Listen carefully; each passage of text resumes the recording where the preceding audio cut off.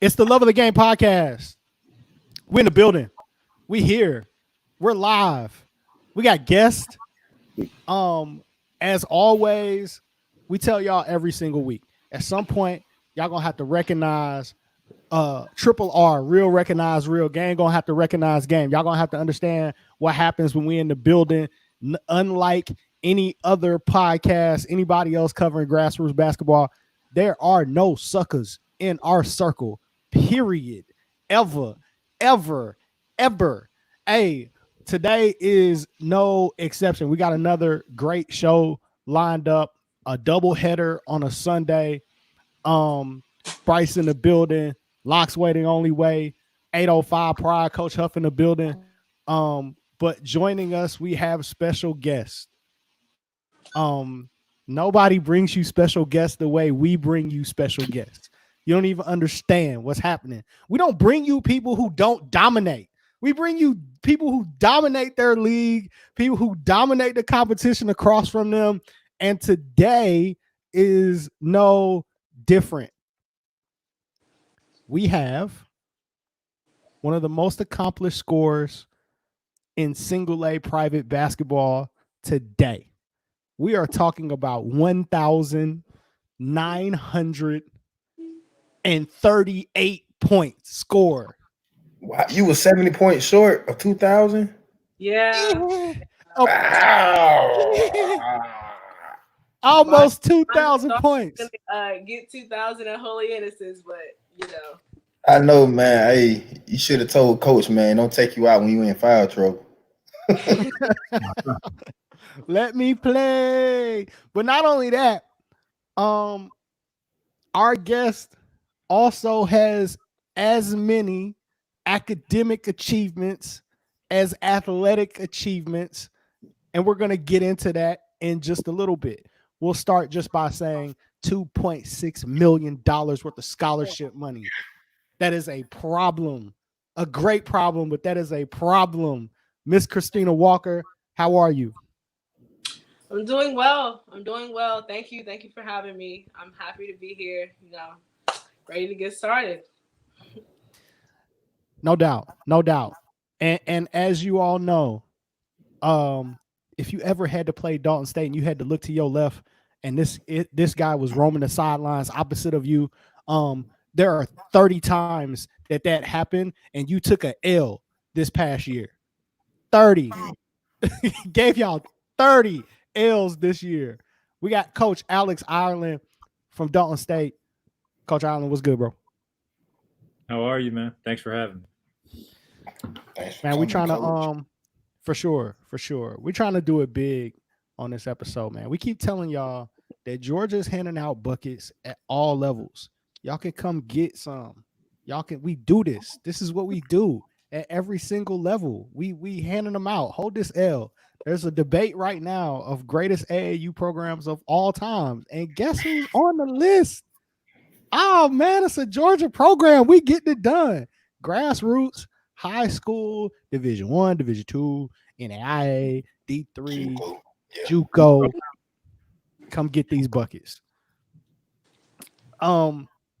Christina, we want to start with you. I just want to go through some of these accomplishments. You were accepted into 17 schools, 4-year renewable scholarships to a grand total. And that $2.6 million number is just astounding. Yeah. As these offers were beginning to come in, I just want to know, what was your feeling about it? Were you floored each time? Was this a part of the plan? Were you always believing that this would kind of be the result after your high school career was over? How were you feeling as it was actually starting to happen? I think that, whenever you see that a college sees your potential or any like outside scholarship program sees your potential and is willing to give you money to go and pursue a higher education, like that's an honor in itself. So I would say, yeah, each time, I would get into a school or get scholarship money. It would just be like another school believes in me.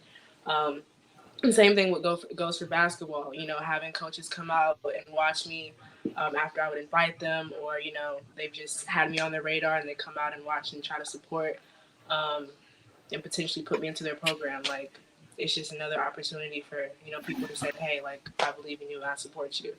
But, you know, I've always been a very humble person. So, you know, I try to just watch it, appreciate it, and then keep it moving, because, you know, there's always more out there to get. But I'm definitely grateful. Yeah. For sure. That's how the best get down. I'm noticing a trend. That's how that's Coach Huff got on here after winning 200 wins, and that's how he was too. The best are always There you go. humble about it. But one thing that I found remarkable is your commitment to getting better as you continue to have success, right? You're somebody that raised their scoring average year after year, 12.5 as a freshman, 16.8 sophomore, 18.7 as a junior, 22.5 your senior year. To me, that shows a dedication to the game. I just want you to let's talk about your just pure love for the game. When you first started playing, when did you realize, like, this is something that I really want to be a part of? Well, I give all the credit to my dad, Dwayne Walker. He introduced me to every sport, pretty much every sport when I was a kid. But basketball was the one that stuck. And, you know, though I don't remember what I was feeling when I was like a kid, like going back and watching the video of me shooting around with like a kickball, or just, you know, going to the gym, just shooting around, like I can see this certain like happiness and joy that I have about doing that. So, you know, I couldn't tell you the point where I just knew like, oh, like this is going to be a forever thing.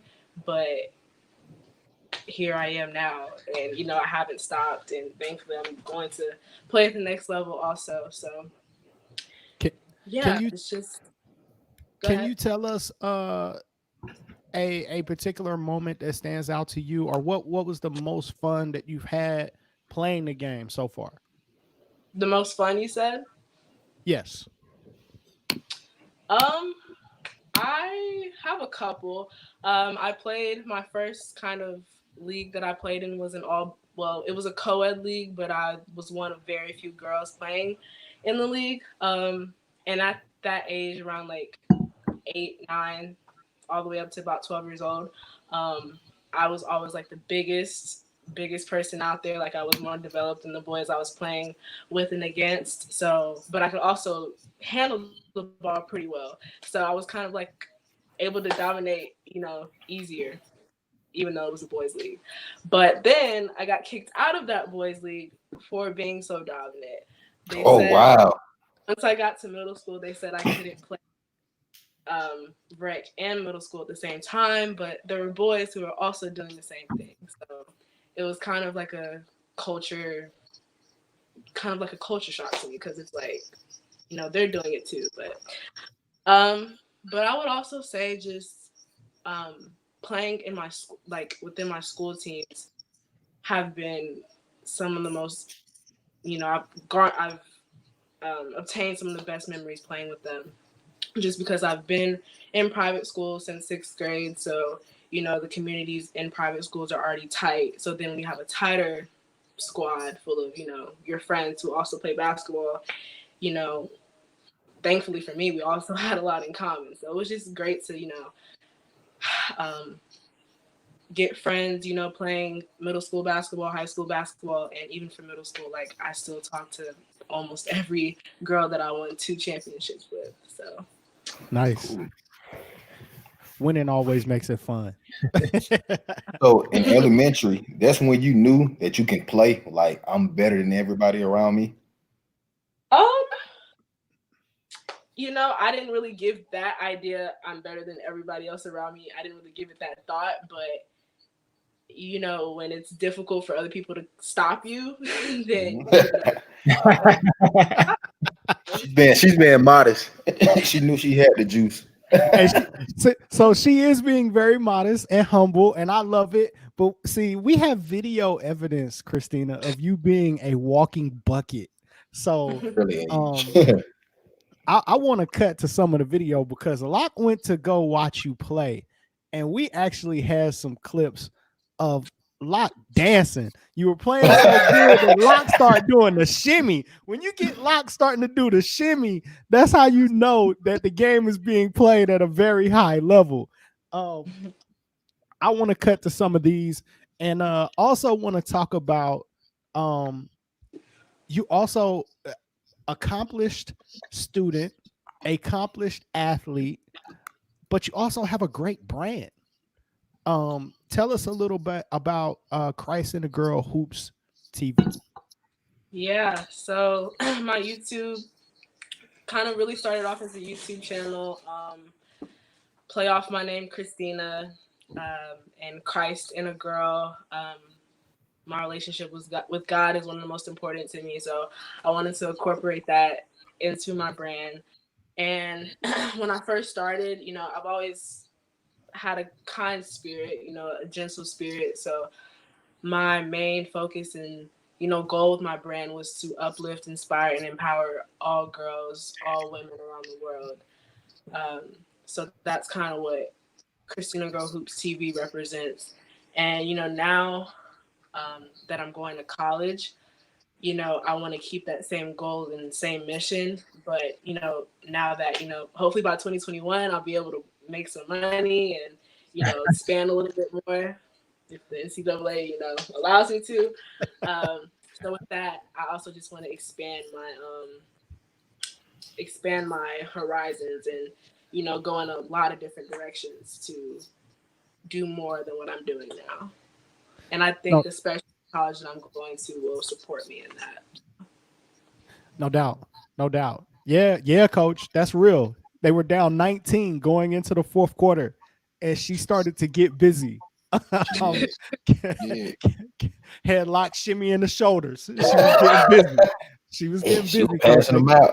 They, they Yeah, came back and got a win. Can we talk about that game? that's a crazy game because we've never lost to that particular school before. We beat them in our senior night like 2 weeks before that, and I don't know what the problem was. I know I was scoreless, I believe, for the whole first half. I think I had 2 fouls going into the third quarter. It was just a mess. But things just started working in our favor. I have a very calm aura about me in life and when I'm playing. So, in my opinion, don't feel my step on any toes, but we were a better team than them. So there was no reason we should have lost or we could lose. All because we just us as a team we focused in and we're like, hey, like we beat them by double digits 2 weeks ago. Like let's get it going. And on top of that, I think I had 28 points to 29 points to end the game after a scoreless first half. So Crazy. kind of had to Walking Walking bucket. bucket. Walking bucket for sure. Walking So we talked about you being accepted into 17 schools.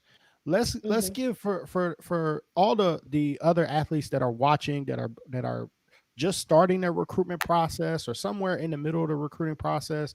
Talk to us a little bit about of how you dwindled that number down to like your top 5 schools.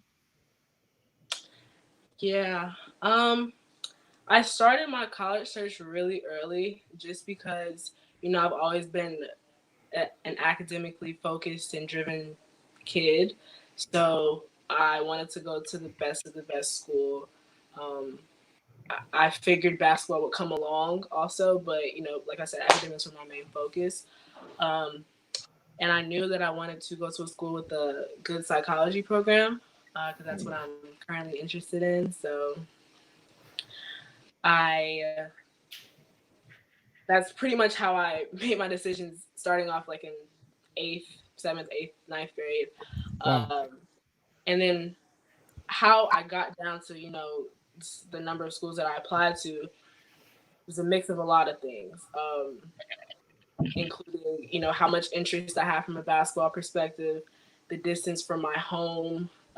There's a school in California, a couple of schools in California that, I could have potentially went to, but like that's California, what else? Interest, distance, just correct fit. Thankfully, I've been able to travel to so many different states and do college visits and cover things for my YouTube channel, like Final Fours and All-Star games and all that. So just through being able to travel, I was able to see campuses and be like, I don't think this would work for me. And then, once decisions came back, like in January, February, seeing, what the scholarship money was looking like and, how many outside scholarships I had supporting me and everything. So just that combination, and that got me down to, I would say, seriously about 5 schools that I thought would be great for me. And do we want to what'd you say? do we want to name those 5? Do we want to talk about who was in the top 5? Sure. Unfortunately, because of the coronavirus, I wasn't able to visit every single school that I got into like I planned, but I think that's a blessing and a curse.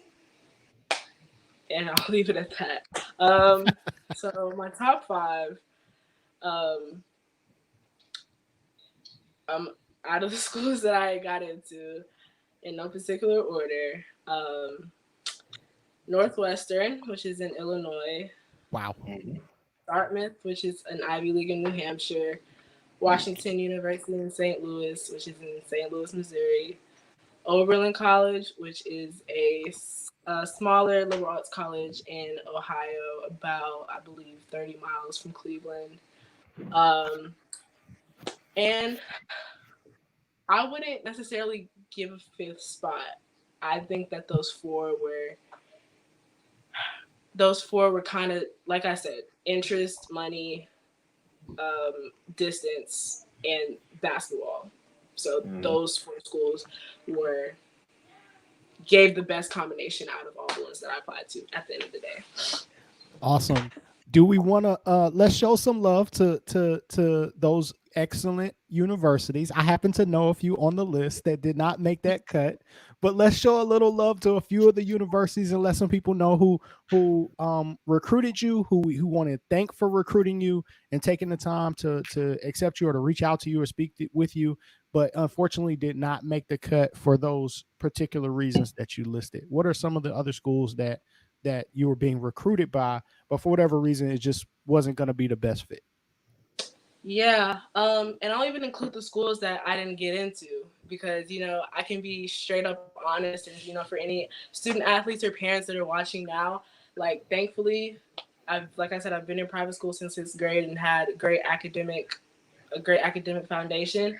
But, standardized tests like the SAT and ACT, like, I would say I was average on those, but those higher level universities like Ivy Leagues, like Columbia, Harvard, Yale, Dartmouth, like all of the Ivies, they want to see 14, 15 perfect scores on the. So me, I wasn't getting that. So even just being realistic in where I could go to school, that knocked, for example, Columbia. I was talking to Columbia, Yale, Harvard, Brown, but I didn't get into those schools. And I would say probably because of my SAT score, but I know academically, like in school, I've had a 4.0 since my junior year of high school. And so that's carried me, I would say. Other schools that showed love, Georgia State, like I was, and I'm not going to say all these schools offered me, but the interest was there. Georgia State, smaller schools like Worcester College, Washington and Lee in Virginia. Nice. Yeah. So a good So collection, yeah. good mix of schools. Great, great. Um, are we ready to show some love and make an announcement to our finalists? Drum roll, please. I'll get you a good drum roll. Are we ready? No, no, no, no, no, no. Dun, dun, dun, Yeah. dun, dun, dun. Here we go. I'll take Christina off screen for a second, and she'll come back, and we'll have our announcement. We'll drum roll. I'm excited for this. This is gonna be great. This is Huff. gonna be great. She picked a What's up? fantastic school. I didn't leak it, by the way. Your Wi-Fi ain't the best today. Hey man, I think we got too much going on, man. I don't know what's going on. But it ain't mine. He don't want to say nothing. I'm Hey. at Bryce level today. I'm I see waiting you for this. connecting, disconnecting, connecting. I know, man. Buffering. Tough times out here. I love this announcement. I can't. This is gonna be great. And I've got the logo ready. Oh, she's ready. Drum roll, please.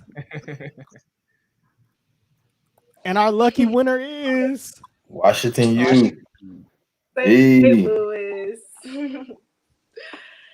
Wash Yeah, you. Watch you.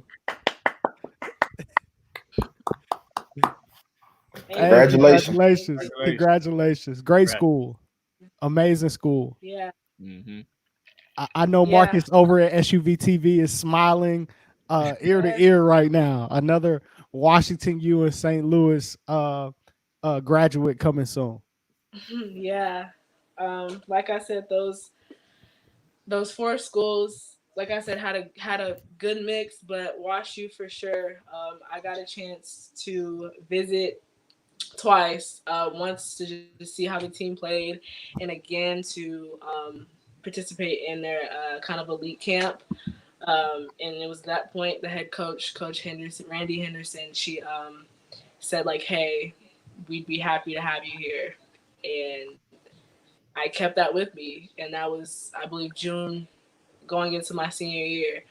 Um, yeah, and just some things about the school. It's a top 20 academic university. It's been like that for years and years. The women's basketball department has five national championships under their belt, and they fly to all their games. Aside from a few that might be closer for them to closer. Coach is great. The team team members that I've gotten to interact with have been great. Um, and WashU is the real deal. The 2016 presidential debate was held at WashU on their campus, and the campus is absolutely beautiful. That was a little saucy on that layup with the behind the back and the. Hey, Dwayne has film of everything.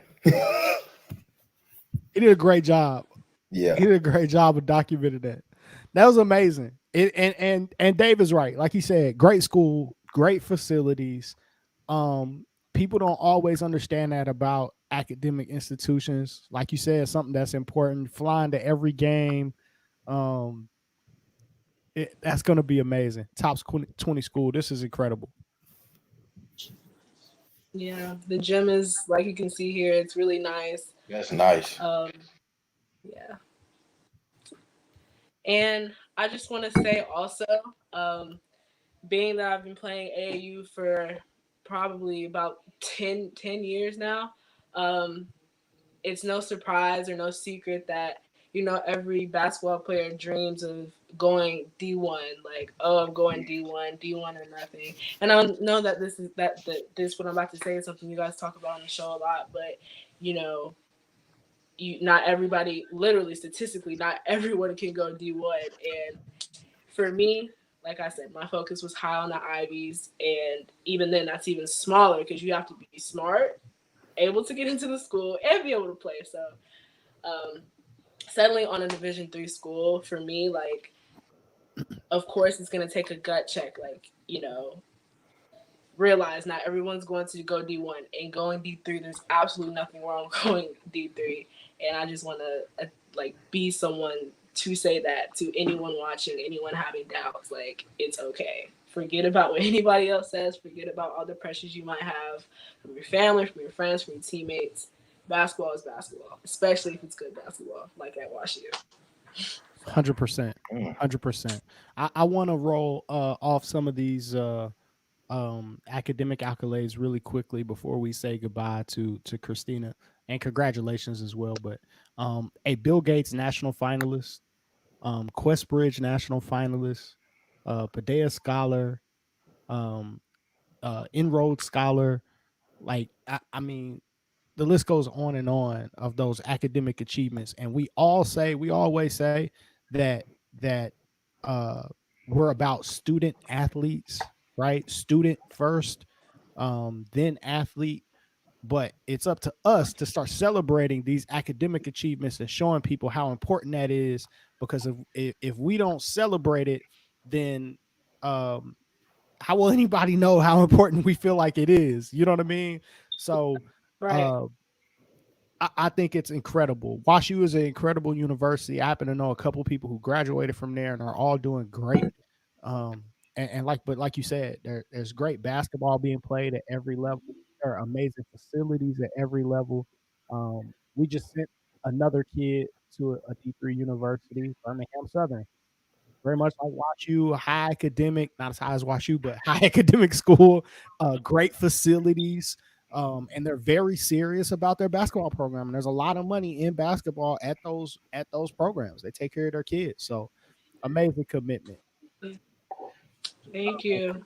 And if I can, I just want to thank a couple of people, a couple of groups. Um, First off, thank you for letting me use this as my platform to announce my commitment. No problem. I appreciate you guys. I want to thank all of my family watching, all the family that's not watching, all of my classmates, my friends who tuned in. Um, I want to thank all of my coaches from middle school at Eagles Landing Christian Academy. Um, I'm hesitant to say names because what if I forget someone? But if you were my coach, I love you. And okay, Coach Harris, she was my middle school coach. Coach Whitlock coached me over at Eagles Landing Christian Academy. Coach Paul Muir at Paideia. Coach Mo at Paideia. Coach Ansley. Coach Joey. Um, Coach Barry. Coach JoJo at Paideia. Um, Mr. Manny. Um, Mr. Manny. Just everyone who's ever laid a hand on me, helped me produce me into a basketball player. I appreciate that. And especially to my AAU programs who, without them, there would be no recruiting or anything like that. So I played with the Georgia Pearls for a countless number of years. Thank you to Coach D for having me in that program for so long and making me an integral part of that. And then for my final year, I decided to play with Team Elite, owned by Chad Hubbard, and I was coached by Paul Belcher. So shout out to that organization. It's a great organization, high level basketball. Just to note, Team Elite's the only team in Georgia with the female team in Georgia with the EYBL, Nike EYBL relationship. So, like you were saying, dropping dimes, Christina. Talk that talk. Yeah. For sure. So yes, thank you to everyone. Like I said, everyone who's ever laid a hand and developed me into this person that I am today. Thank you. For sure. We appreciate you. WashU, we love you. Thanks for coming down here and getting a great kid, recruiting our state. We appreciate those schools that appreciate the talent and the value that Georgia brings to the table on and off the floor. So WashU, thank you.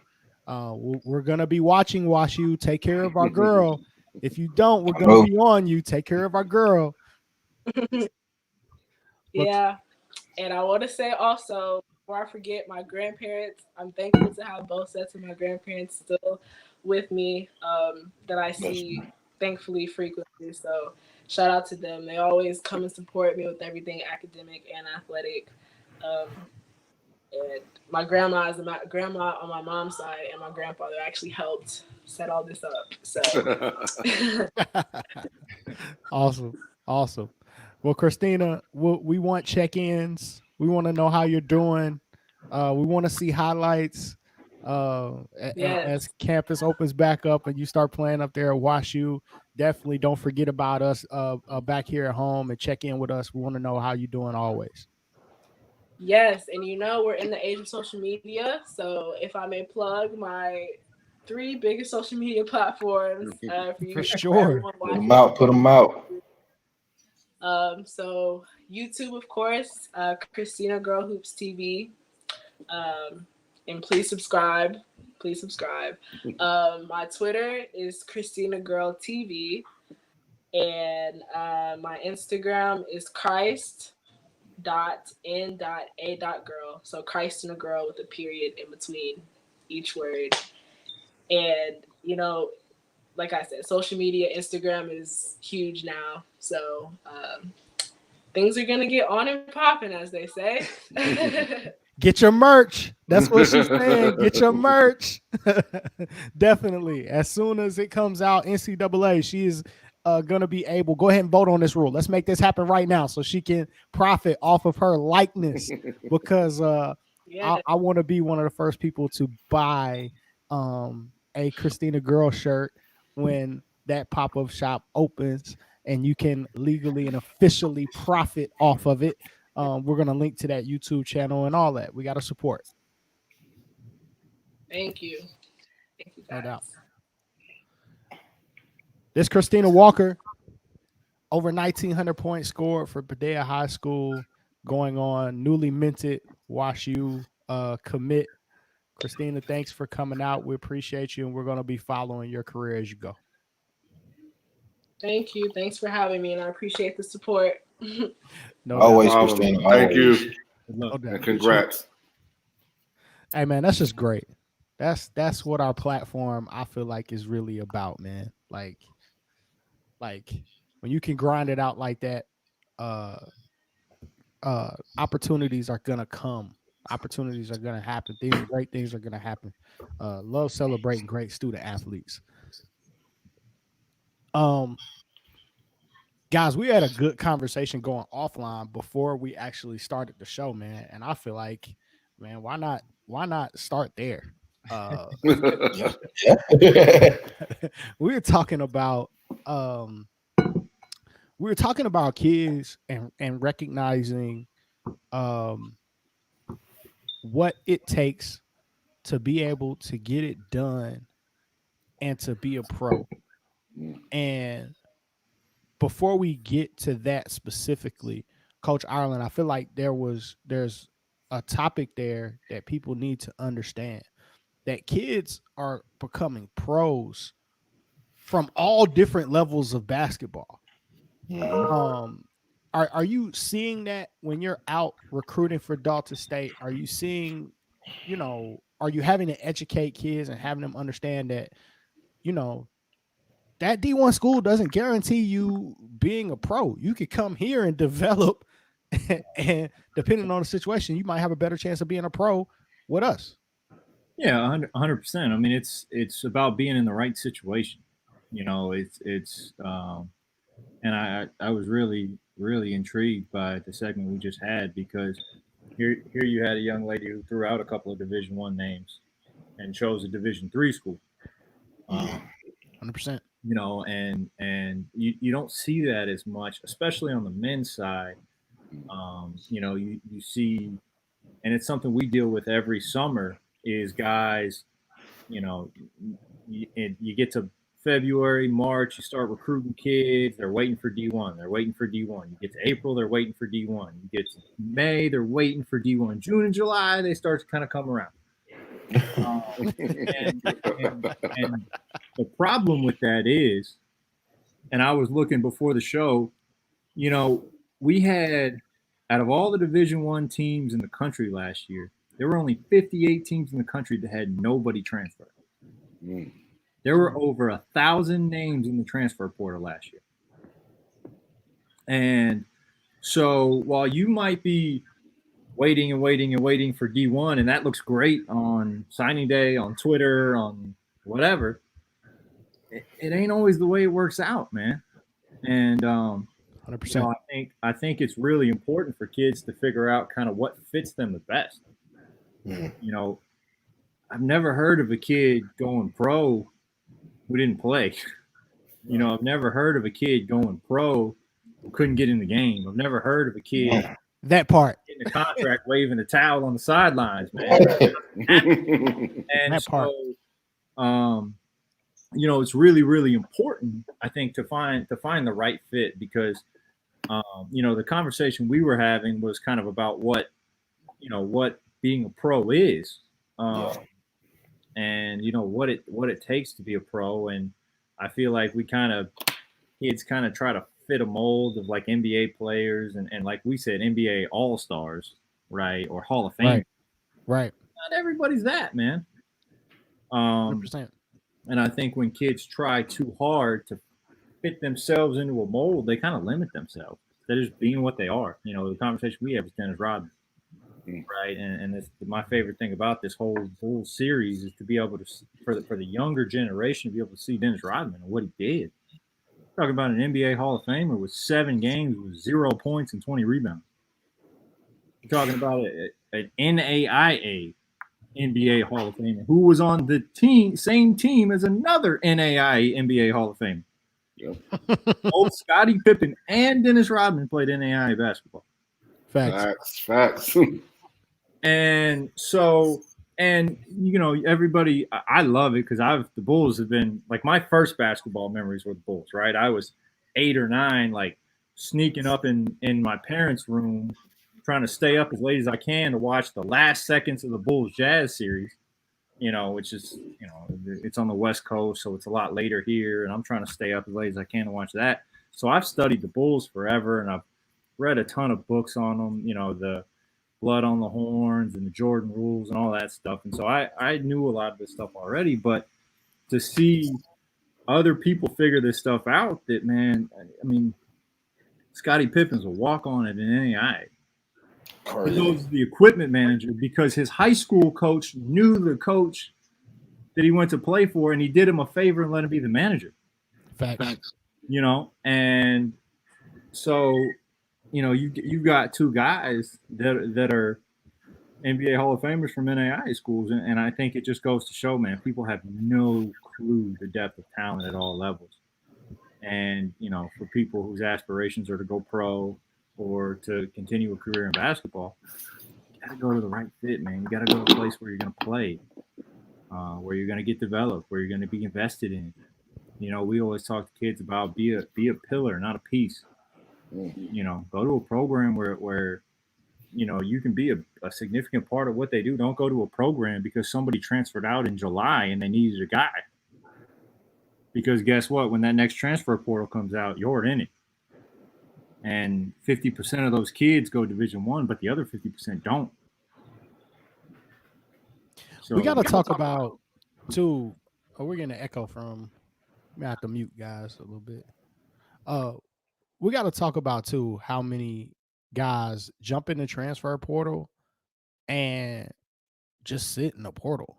Like, Huff, you and I were talking about a kid yesterday that was a high level. What kid? I don't know. His name. Well, I can't speak on it because I don't know. Well, I would, but I don't know his situation.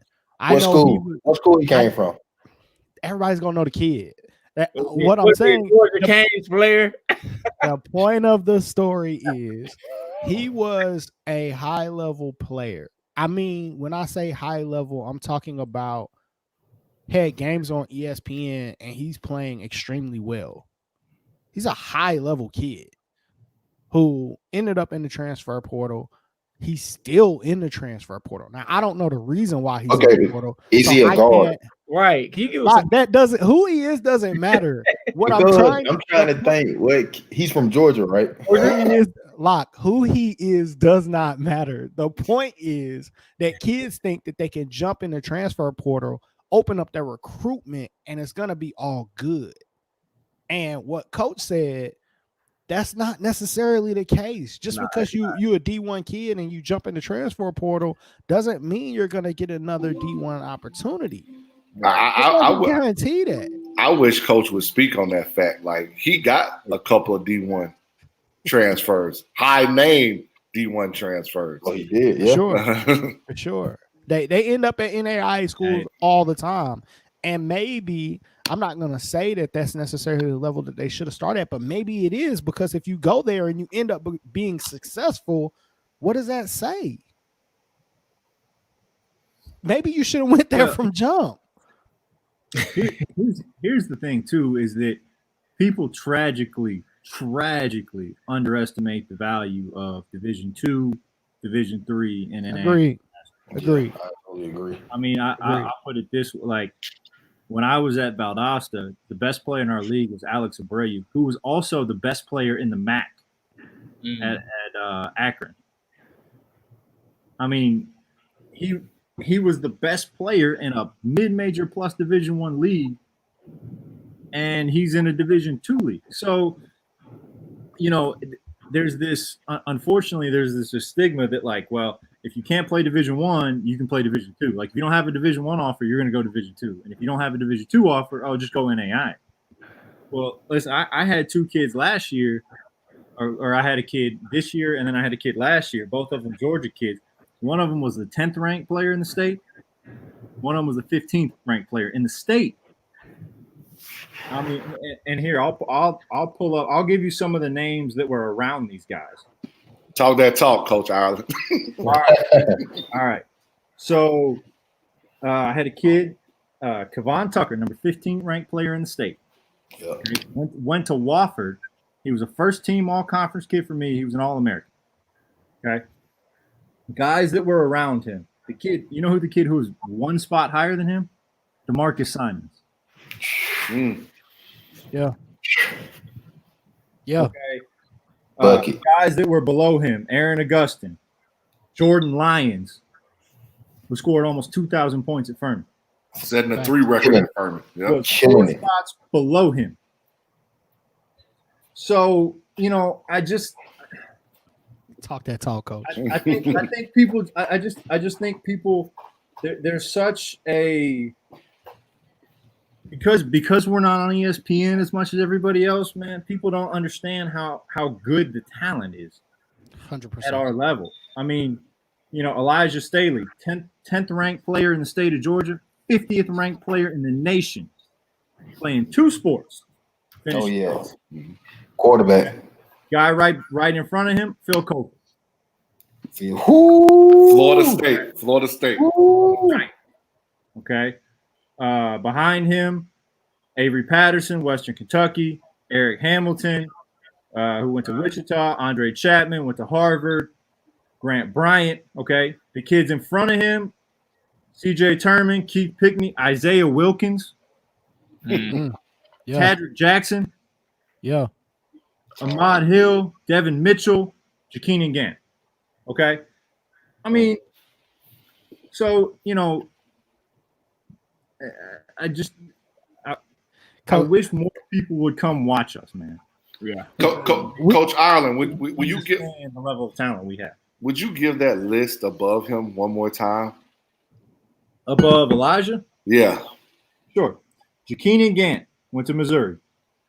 Devin Mitchell. Ahmed Hill. Virginia Tech. Tadrick Jackson. Georgia Tech. Mm-hmm. Isaiah Wilkins. National champion. Virginia. Mm-hmm.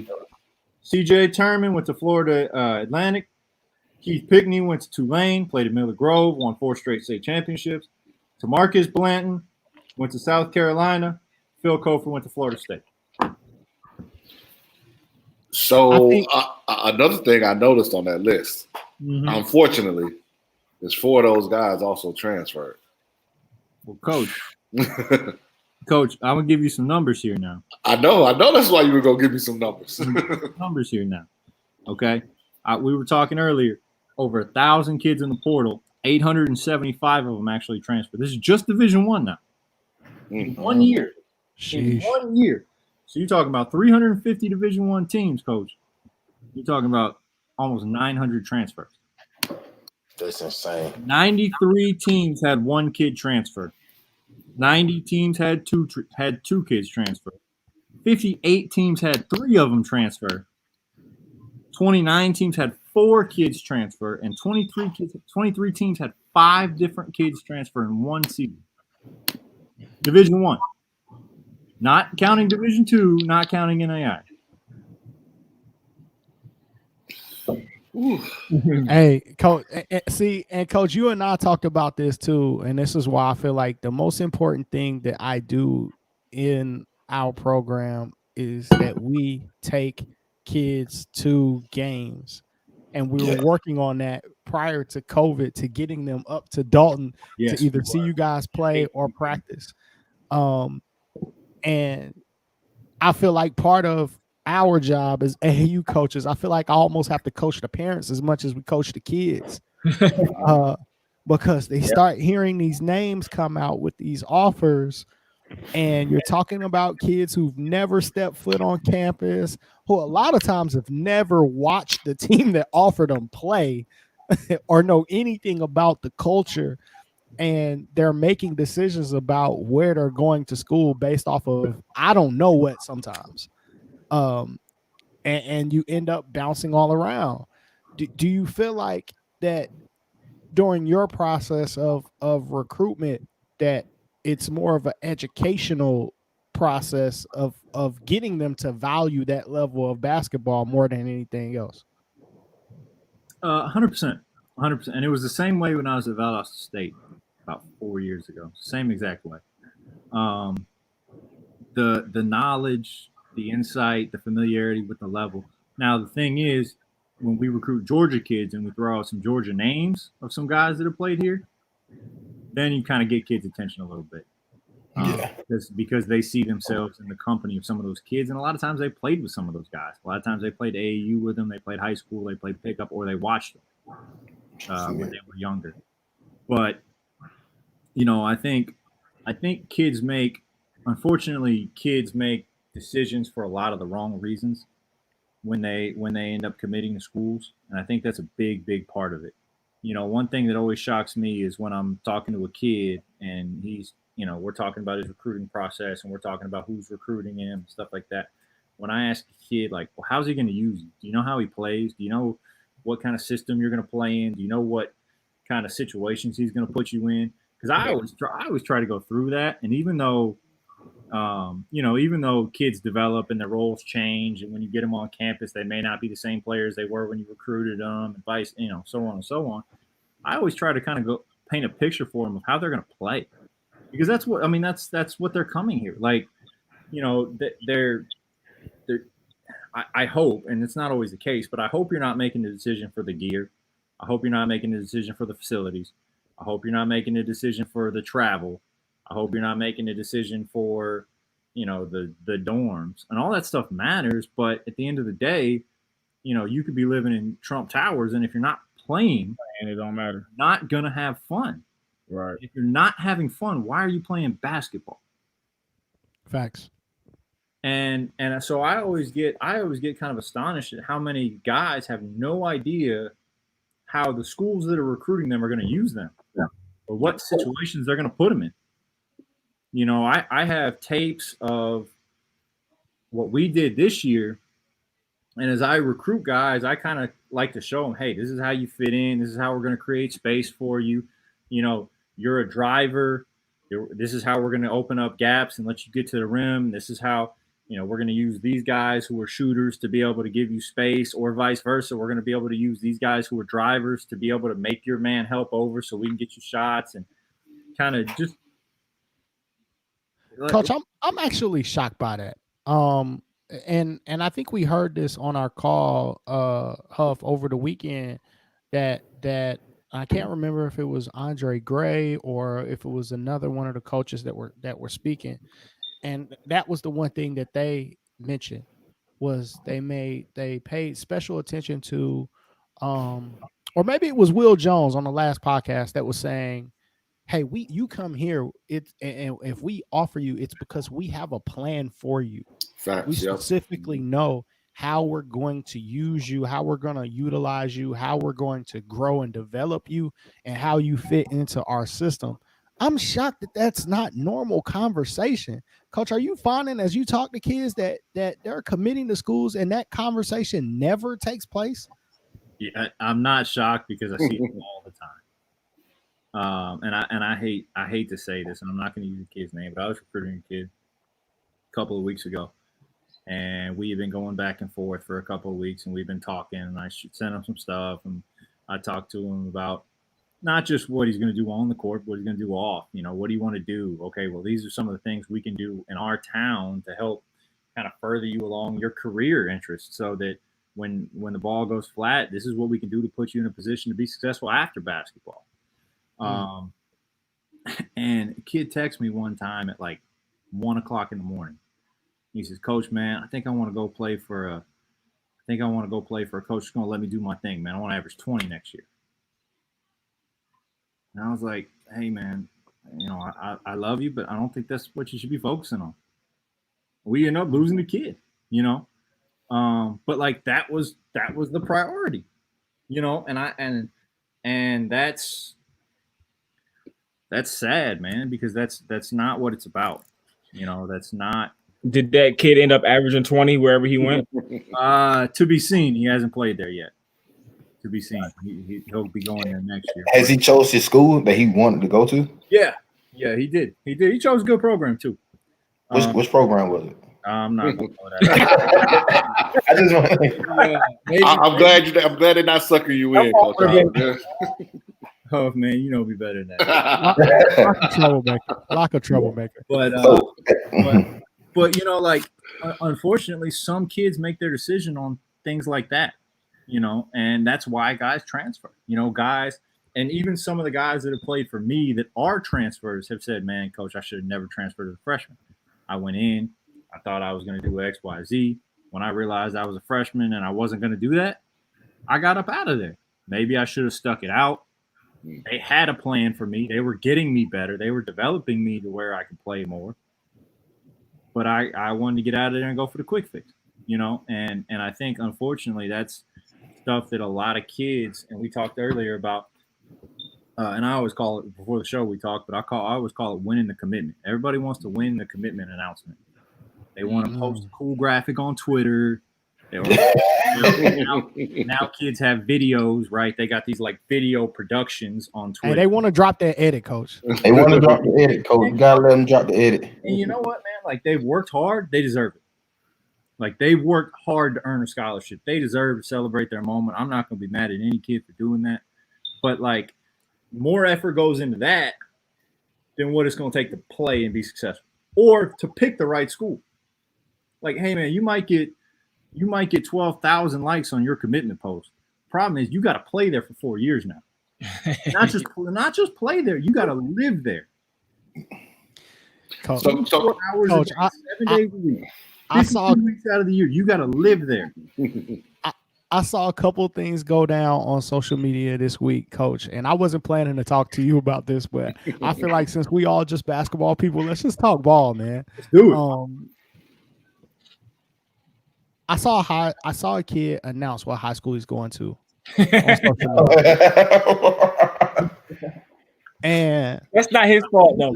It's not his fault, man. It ain't the kid's fault. It's not the kid's fault at all. I don't think the kid posted it.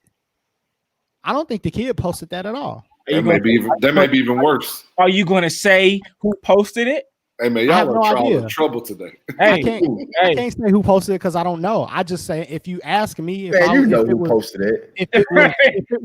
If it was bet all your money on who posted it, right? And it was either saying did the kid post it or did someone else post it, I would bet all my money that somebody else posted it. I don't think the kid even looks at social media. Most kids his age don't really know about how to go get an edit done like that anyway. But my statement was, and I asked a question, and to me, anytime you say something that can be skewed as negative on Twitter about a kid, it takes off. So yes. I made another post after that because my post originally when I asked, like, man, who does that? Why would somebody do that? It took off, and I want to make sure that people understand, like, bro, just go kill. Like you said, coach, you gotta go play there for 4 years. Go kill. Don't. And we had another kid like announce where they were going to school and then start killing people online, bro. Don't shoot that too early, bro. You still gotta go to school and go kill. And if you go kill when you go to school, everything is gonna work out for you. No right? doubt. No doubt. Like, it ain't gotta be all that. Especially here in Georgia. I feel like other states, I understand. You're in the middle of nowhere. You're in Idaho. Like, you might have to drop an edit, man. Like, I ain't even gonna say that. There are kids that I know that are killers in Louisville, Kentucky right now, but because they don't have the same type of platforms and media exposure and things like that the kids have in Georgia, that they get overlooked. You ain't getting overlooked if you a killer. Well, I don't know. I take that back. You can get overlooked here too, Andre. You get overlooked over Georgia. You get overlooked here, but kids get overlooked here too. In Georgia, you can get overlooked anywhere. The thing if you a killer, yes, you can. You might not get what you want, but you're gonna get something. I mean, I've coached. I've been here 3 years, and I was at Division II and one of the best Division IIs in the country for 2 years. You see it all the time. You see kids that played, whether they were the 7th best kid on a really good AAU team, or they played in a really good high school program. Coach Huff had a ton of them.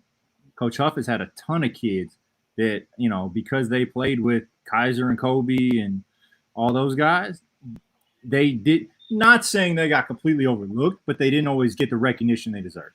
Right. That's my thing. And then you may not get all the shine that you want or the offer that you want, but people know you. But here's the thing, and here's what I'll hit you back with. Dropping an edit on transferring high schools ain't gonna get you that recognition. Nah, it's not gonna do it. Now, when you go to that high school and you average 20, maybe. You know what I mean?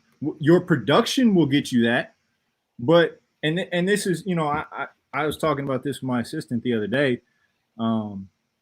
We've just been having these long, like, hour and a half just talks about every day. We start about basketball and end up just talking about everything. But it's there's this thing that we have going on where we want recognition. We want it right now. Yep. And like, if I feel like I'm being slept on at my high school, or I'm being slept on in my recruitment, or I'm not getting what I think I should get, there's such a diminished capacity to be able to just say, okay, I'm going to channel that into my workouts. I'm going to get better. Next season, you're going to see. Yep. Oh man, I got to drop a highlight tape. No, man, Coach, I get highlight tapes all the time. I get highlight tapes of kids in the gym by themselves shooting. I get highlight tapes of kids working out. I get highlight tapes of kids lifting weights, jumping.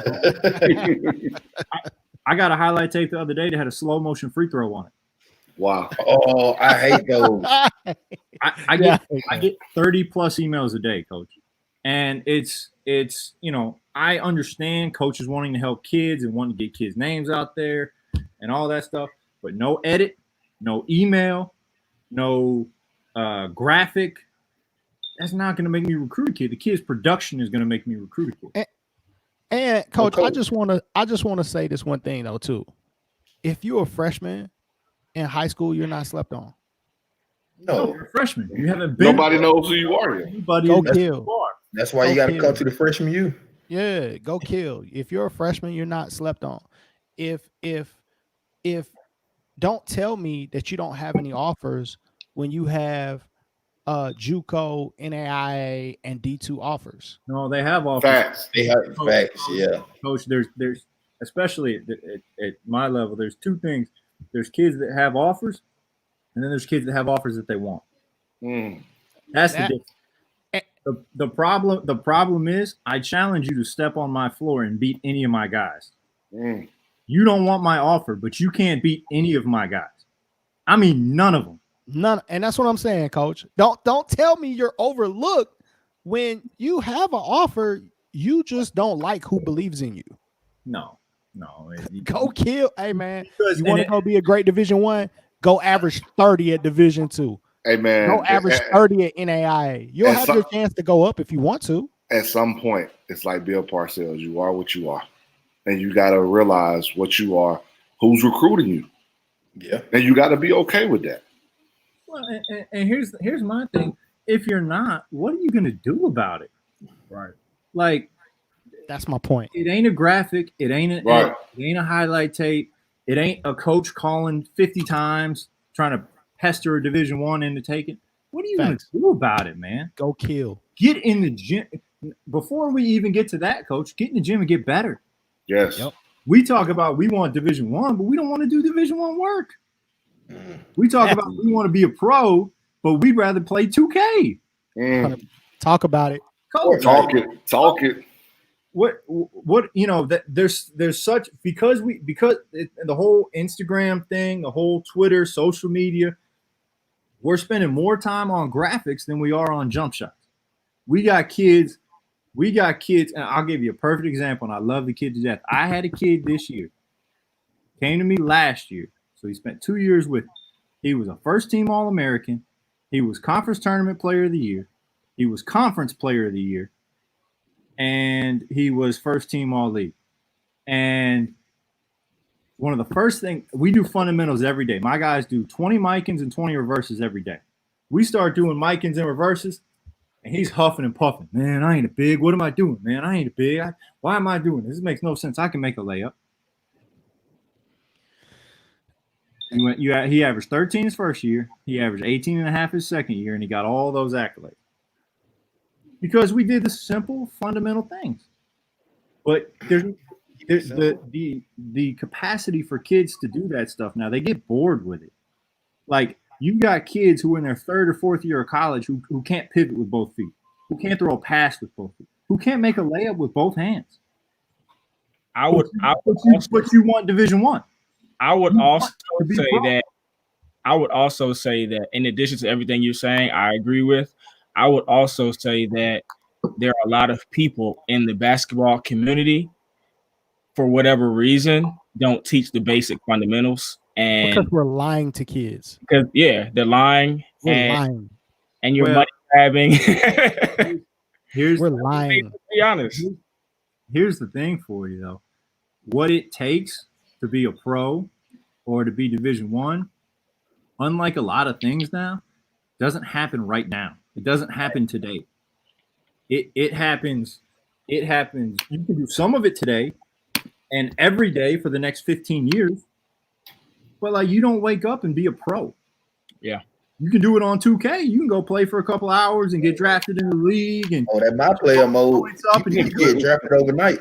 But the thing is, like, we unfortunately we get so far ahead of ourselves trying to shoot step back shots and all these crazy skill moves that we try to make because we see the pros making it. But dude, you can't stand in a spot 15 feet from the rim and make 8 out of 10. Right. And you want to shoot a step back. Right. You can't make a right and left hand layup. Thanks. Right. Off either foot. But you want to go reverse on the same hand with the opposite foot. Want to do the Talk jelly. to him. Talk to him. But you can't sit there with a defender on your shoulder and go up with your left hand and make it. Talk to him, coach. That is what people pay for. Here's another one. We want to do all the skill stuff, but if the ball's on the rim, can you go get it? If me and you were standing there and the ball's on the rim, who gets it? I can tell you this much. If you want to be a pro, the guy who gets it gets paid. Board man. Board man gets paid. Ooh. Okay. So what I did this thing a couple of years ago where I read a book. It was about the Patriots and their scouting methods. Okay. And they have this big number system where they evaluate guys and they rank every guy. And it's very, very, very detailed. And, but the whole basis of it, they rate every player at every position on a 1 through 9 scale. Okay. And they rate it. They don't do 10 because 10 could be a tie. They do it on a 1 through 9. All right.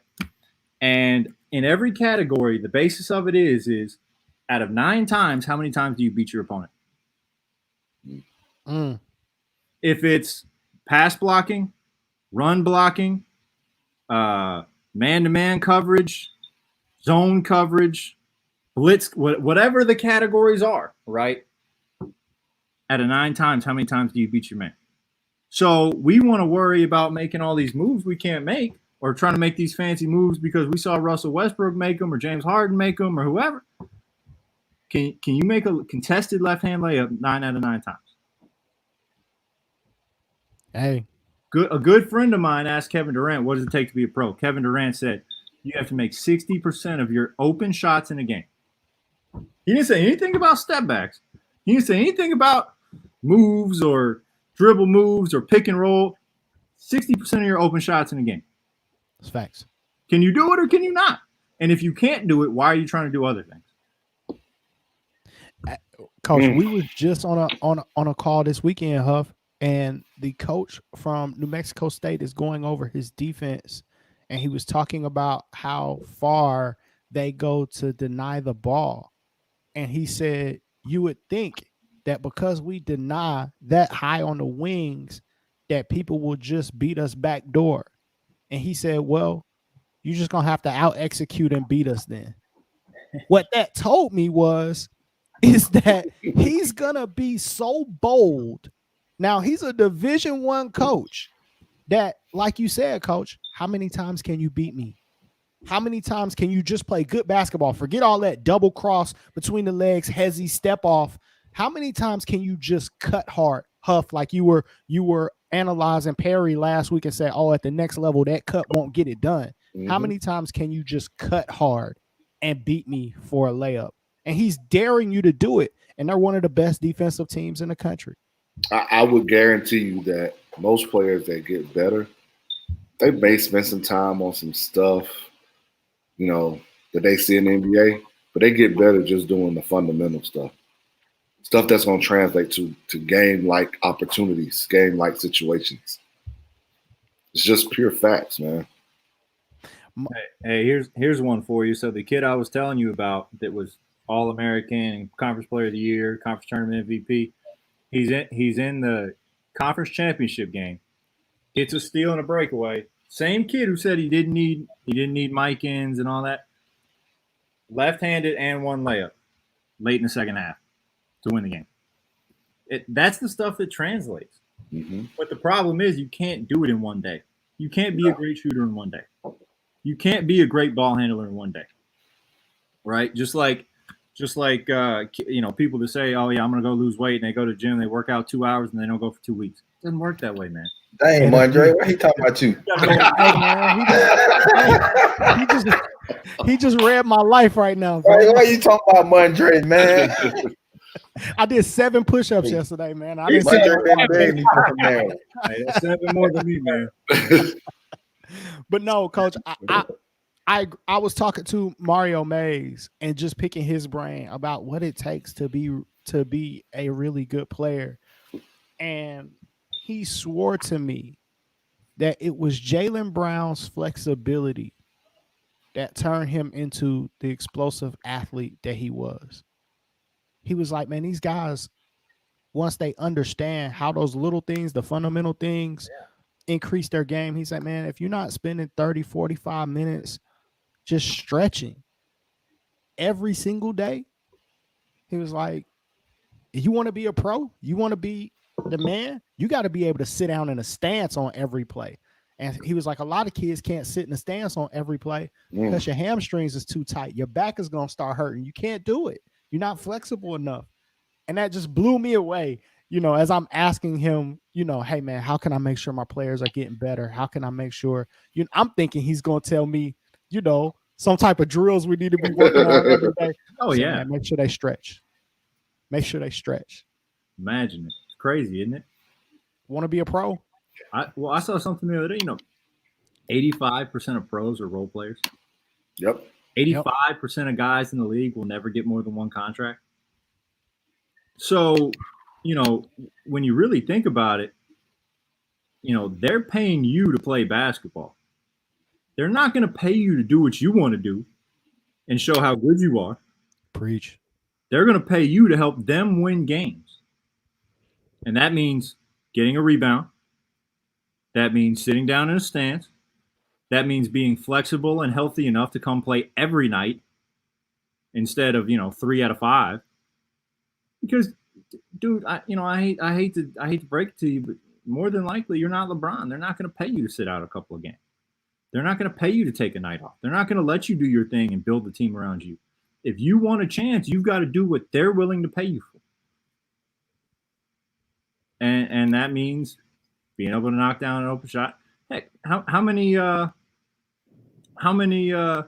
did Shane Battier play in the league? Bruce Bowen, guys that freaking defend and hit corner threes. Okay, Robert Horry. Yeah, 7 rings. 100%. Coach, we got some good questions in here, man. I wanna get to some of the questions. Let me ask Coach this question real quick. Go ahead, Locke. Coach, you said you got to get about 30 mixtapes. What makes you stand out when you're watching the highlight? What keeps you engaged? The music? Because I know I talk to some coaches, they just say, man, I'll look at the video just because I like the song or the music. So what keeps you? They will sit there and watch it just because of the music. So what keeps you engaged when you're watching the highlight tape since you get so many of them? I want to see a kid that can make legitimately translatable plays to college. Like if I'm watching your highlight tape and you're showing me breakaway dunks, free throws, wide open layups, and I don't care how athletic you are. If I have a 2-minute highlight tape and a minute and a half of its breakaway dunks, that's cool. But in college, they don't turn the ball over that way. So how do you score? How do you score when somebody's in front of you? I think how hard a kid plays. I mean, you can't always tell it in a highlight tape, but the kids that play really, really hard, you can tell in a highlight tape. The kids, if a kid's on the left-hand side, does he shoot it with his right hand or does he shoot it with his left? Can a kid make a one dribble jump? Just things that make sense. And then, I kind of have a vision of how I play. So I can kind of see how kids would translate in what I do. Mm-hmm. I can kind of see if kids are making shots that I would see them, that I would have them take, that would come naturally to them in the way we play offensively, then maybe we got something. But if it's a bunch of garbage buckets, it's hard to tell anything. Gotcha. And do you find it really difficult with you trying to recruit high school kids since all the kids are trying to go D1? Like you said, they're going to keep waiting until July or August to sign. Yeah, I do. It's tough. High school kids are tough because they all have Division I dreams. It's their first scholarships, their first time away from home. I really like high school kids. I like to build. I try to build with a couple of high school kids every year. My first year here, we had a high school kid that was freshman of the year. We have a kid this year who's in sophomore year from Serbia who we got as a high school kid. And, he averaged 9 rebounds a game in the championship game or in the conference tournament. We played Shawnee State, who starts, and here's another one for you. We played Shawnee State, and everybody talks about NAIA. Their starting line is 6'11" and 6'10". They're starting 4'5", 6'11", and 6'10". Mm. And the kid had 22 and 15 rebounds in that game. And so he was a freshman. And I like being able to build from the bottom, but unfortunately, sometimes the receptiveness from high school kids just is not there. Unfortunately, they'll go prep school because they're looking for something bigger. They'll go junior college because they're looking for something bigger. Or they'll go probably to a level higher than what they should be going to and end up transferring out. Coach, while we on that subject, one more question, bro. One more question. You don't pass the ball, Mondre. So our audience members have questions. We'll get you. We'll come back, Locke. Lot don't even want to let y'all in, bro. Y'all, but Andre, you don't pass the okay. ball. Andre, you talk the first hour. Y'all got Andre, you talk the first hour. Me and Bryce basically looking at each other like, dang, when it's gonna be our turn. hey, go ahead, Lot, get it off. Now, go ahead and ask the Christopher question. 85% of the league is role players, Lot. Hey, we ain't in the league right now. Hey, Bryce, you just hey, say I he's a know role player. my role. Hey, Man, I'm ready to knock my shot hey, down. I see how our relationship No, is. go I see ahead. how we do. I told y'all, Hey, Bobby Brown and Ralph Tresvant. hey, Bobby Brown and look, Ralph Tresvant. it's gonna be called the David Ruffin and the Temptations. Andre Allen and the Love of the Game podcast. Oh, no. Hey, no, sir. No, sir. No, sir. My name is never going to get the title. Lot, no, go ahead, Lot. Get it off. Get it off, Lot. So, Coach, if you are recruiting a high school kid, which game would you bring the high school kid to? Like, which game when y'all play at home would be the best game for the high school kid to see? Like, what your program is all about? You know, any of our games I think would be good, but you know, we play Life. Life is a really good NAIA program. They're local. They're in Marietta, so it's kind of a crosstown rivalry. The Life game is always fun, especially in Atlanta. Kid, you can go at Life or you can go to our place. You know, we're an hour and a half from Atlanta. Life is in Marietta. We have a couple of conference games that are usually really, really good. It just depends on how the schedule breaks down in terms of this year we did division, so we only played half of the teams at home. Next year we'll play every team at home. There's a ton, but you know, to be honest with you, I mean, I would say come to a game anytime you want, but come to practice, man. Like come see what it takes, you know, and we can do a little bit more when somebody comes to a practice. We can take you kind of around the facility, we can take you around town. We have a little bit more time. But like come see these dudes line up against each other, man, because you know, it's I think when you see 12 really good players in practice going at it, you know, and here's another one for you that I'm sure not a lot of people are gonna like. You know, we practice at 5 a.m. Dang, Coach Jesus ain't up, Coach. We are. we went at 5 a.m. So, you know, to see really good dudes get up at 5 a.m. and just go. I mean, the sun's not up and they're going at it. You know what I mean? And just kind of you get a taste of what it takes, and then you know that kind of shows why we were able to have success when you know when we go play other teams. Hey, man, if I got 5 a.m. practice, I just ain't get going it. to sleep. I'm just not going to sleep. All right, Dennis Rodman. All right, Dennis Rodman. Hey, Listen, I'd rather change my club sleep practice. schedule than wake up to go to practice at 5 a.m. Club and go to practice. Man, I am a night owl to the fullest. I do not like getting up in the morning, but you know, and this is kind of our thing. It's always it takes what it takes, man. Right. You know what I mean? And you know, if you practice at 3:00 or 3:30, you know, kids have study groups, kids have meetings with teachers. Some of our kids work. You know, I mean, kids have things going on, and you might miss a player or two, or you might have to have a guy leave early. You know, we lifted in the afternoon 3 days a week, all the way throughout the season. So that kind of cut that out. So we just said, you know what, the easiest way to eliminate distractions, just get up at 5 and go. And so, you know, I got to the gym at like 4. I got on the elliptical for half an hour, and then we went out and practiced. The guys started rolling in about 4:30, and they got loose. And then, you know, the other thing is it freed up their afternoons. If they didn't have anything going on academically, get some shots up, you know what I mean, get a little bit better, to work on some things, to get some extra time in the training room, right? We talked about flexibility and having your body right to be able to take care of some of that stuff. That typically, you know, guys, if you go to class, if you have class from 9 to 1 or 2, and then you got practice from 3:30 to 6, and then you got to go eat, you know, typically you kind of run out of time in the day. So we just started earlier, man. We just said, you know what, let's get up, let's start a little bit earlier, let's get to work. And it was really kind of a thing we were able to pull on, man, when we're late in the season and we're tired and maybe we're down 5 or 6 on the road, and we just look, they ain't been through what we've been through.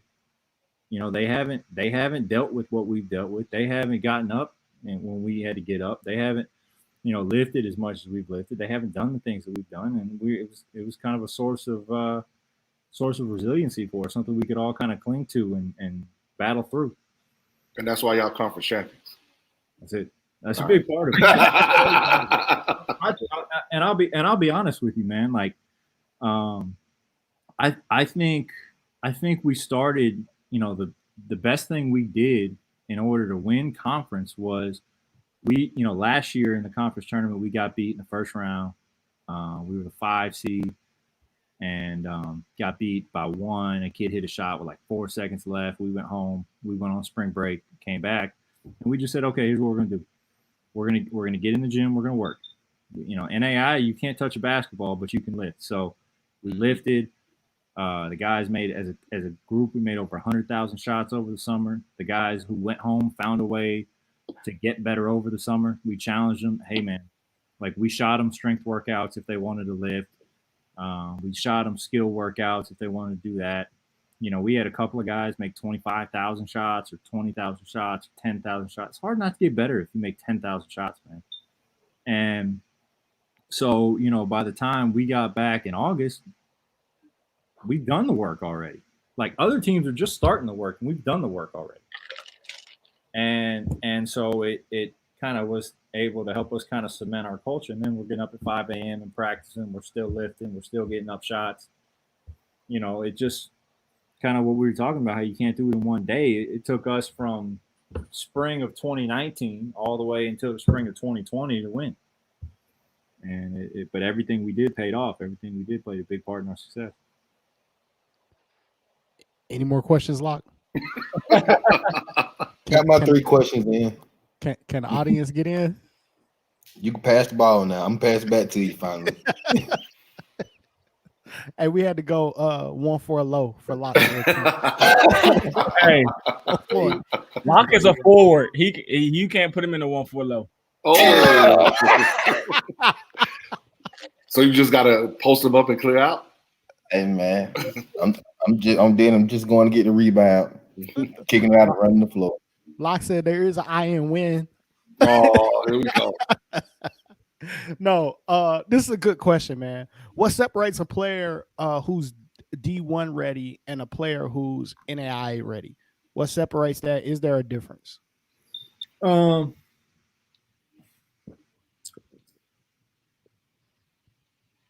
On the court, obviously, there's some things. Size is always big. As you go level to level, one of the biggest things that you see is the discrepancy in size. Guard play for the most part is very, very equal as you go level to level, but the size and skill of your post players changes a little bit. We started 2'6'7", 6'6". We had a 6'5" kid. We started at the post. So that's something that you see. But I think the biggest difference, honestly, between Division I guys and non-Division I guys is just kind of the ability to stick it out, and how much you love the game, and how much you're willing to get better, and how much you're willing to do to stay in it. Talent-wise, there's not a big difference. I mean, there's not. And I'll say this: a couple of years ago, we reached out to 144 Division I schools trying to get an exhibition, and none of them would play us. Not one? Not one. I actually got an email a couple of years ago from a school, and they said, hey, we're looking for an NAIA exhibition. We've got 3 dates available. I emailed them back within 10 minutes, said, hey, all 3 of these dates will work. Never heard from them again. So, like, basketball-wise, not a ton of difference. Maybe a little bit of size here and there. But I think just the ability, the ability to continue to get better.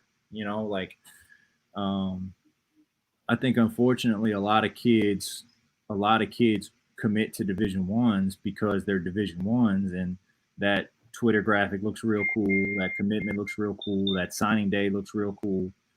But then when you get there and you got to live there, it ain't necessarily for you.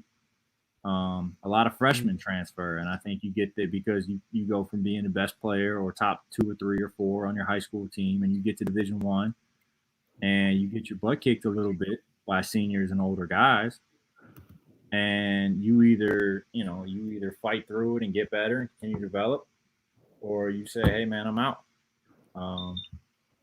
And so I think skill wise, there's certainly some things, size wise and athletic ability. There's certainly some things that make the difference. But I think toughness. I think toughness is a big thing that you don't see as much anymore in young kids. No, you don't. And what happens is, they may have Division One, ability. They may have Division One athleticism. They may have Division One whatever. But when it comes down to like sticking it out and outworking your weaknesses and battling through tough times, sometimes those kids just don't do that stuff. And I think unfortunately those kids end up transferring. I just physically, I don't think there's a ton of difference. Basketball wise, I don't think there's a ton of difference between a kid who's NAIA ready or Division One ready.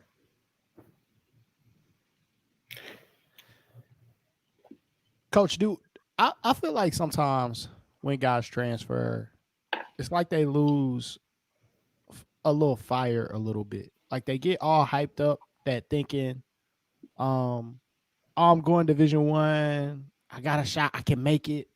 And it's almost like when they transfer, whether they go Division Two or NAIA or wherever they end up, it's almost like they feel like defeated in some way.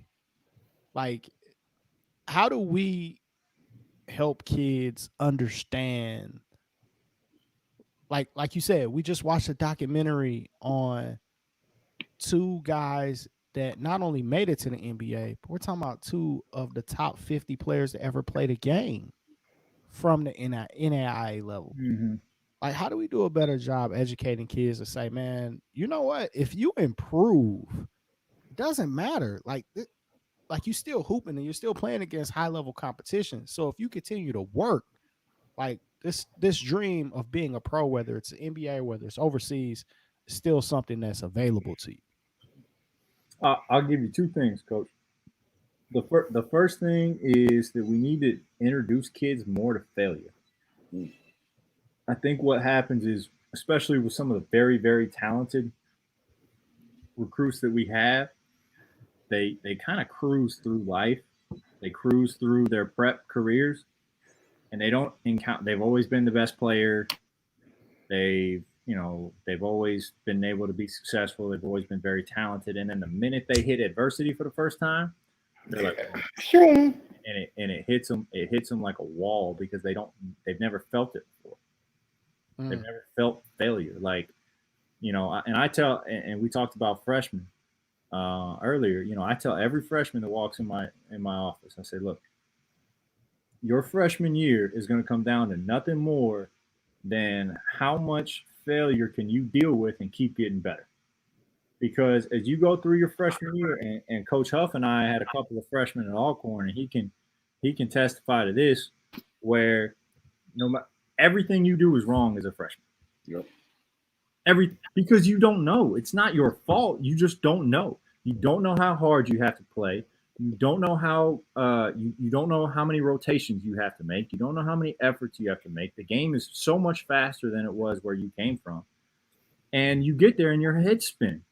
And you got seniors who, while they're going to be leaders and they're going to teach you and take you under their wing, this is their last year, man. They're not trying to lose. So they're going to yell at you for holding up practice. They're going to get on your butt when you screw up. And you leave the gym feeling like you're the worst player in the world.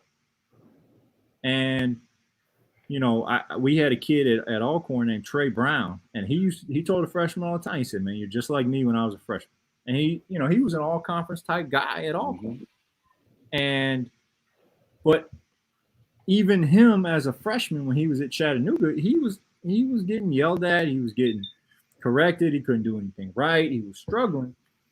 And, he was able to kind of battle through it and figure it out. But I think that's a big part of the freshman process. And so the earlier we can introduce guys to failure, the more equipped they will be to deal with it when they leave home.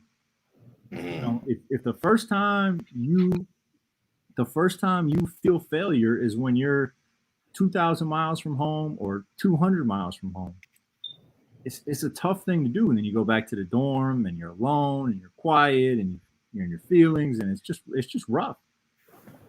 The earlier we can introduce kids to failure, the better. If you watch the Bulls documentary, right? And Giannis Antetokounmpo tweeted out the other day what he took from the Bulls documentary is that greatness is a life mission. It's a lifelong thing, and you see how many times Jordan failed and failed and failed and failed and failed. He failed to make the varsity team in high school. He got to the Bulls, he made the playoffs, and the Celtics kicked his butt, and then the Pistons kicked his butt. And then he finally broke through. But this is, you know, he got drafted in 84, 91 was his first title. So this is how many years after he got into the league. He failed all those years, but he kept coming. And so I think one of the biggest things to equip kids for success in college is just let them fail. Yeah. Instead of preventing kids from fail, let them fail, man. Let them go play in the park with the kids bigger than them. You know what I mean? Yeah. Let them go play with kids they don't know. Let them go get beat up by the 35-year-old guy in the park who knows all the tricks, and you know he doesn't have the athleticism anymore. He's got all the tricks in his bag. Coach, that's done. They're not doing that anymore. I know, Coach. Coach, I know, but I'm still lying for it, man. You know, I can't give it up because that's how you learn. Exactly. Like that's how you learn. You know, you learn playing one-on-one with guys that are better than you. You learn playing 2-on-2 and 3-on-3 with guys that are better than you. So the first thing I would say, Coach, is just you know, understand, man, failure is going to happen and you got to deal with it. That's just life. And if you can't, and you know what? Yeah. What's crazy about that? Like you say, because I coached the middle school level, elementary level. When kids get cut, their parents go create another team. Yeah. Or they transfer to school. Oh yeah, they lose it. Mm-hmm. Yeah, they lose it. If you don't play their kids or their kids don't get enough shots, or they lose it. And the one thing, if you study great people fail, man. They fail all the time, over and over and over and over and over again. And they keep coming and they keep coming and they keep coming. So, you know, when you go to a level, whatever level it is, you're gonna fail. Freshmen at my level are no different than freshmen in Division I. You're dealing with juniors and seniors. Do a lot of freshmen transfer from your level? Like, do they start off at NAIA, then transfer higher? Or like, do y'all experience a lot of transfers in NAIA? You know, we have transfers for sure. We have more guys, I think, that transfer in than out. Okay. But it happens. You know, there was a kid at Coastal Georgia 3 years ago. He came in, won freshman of the year, transferred, went JUCO, went to Atlanta Metro, and then he never heard from him again because he thought he was going to transfer out and go higher.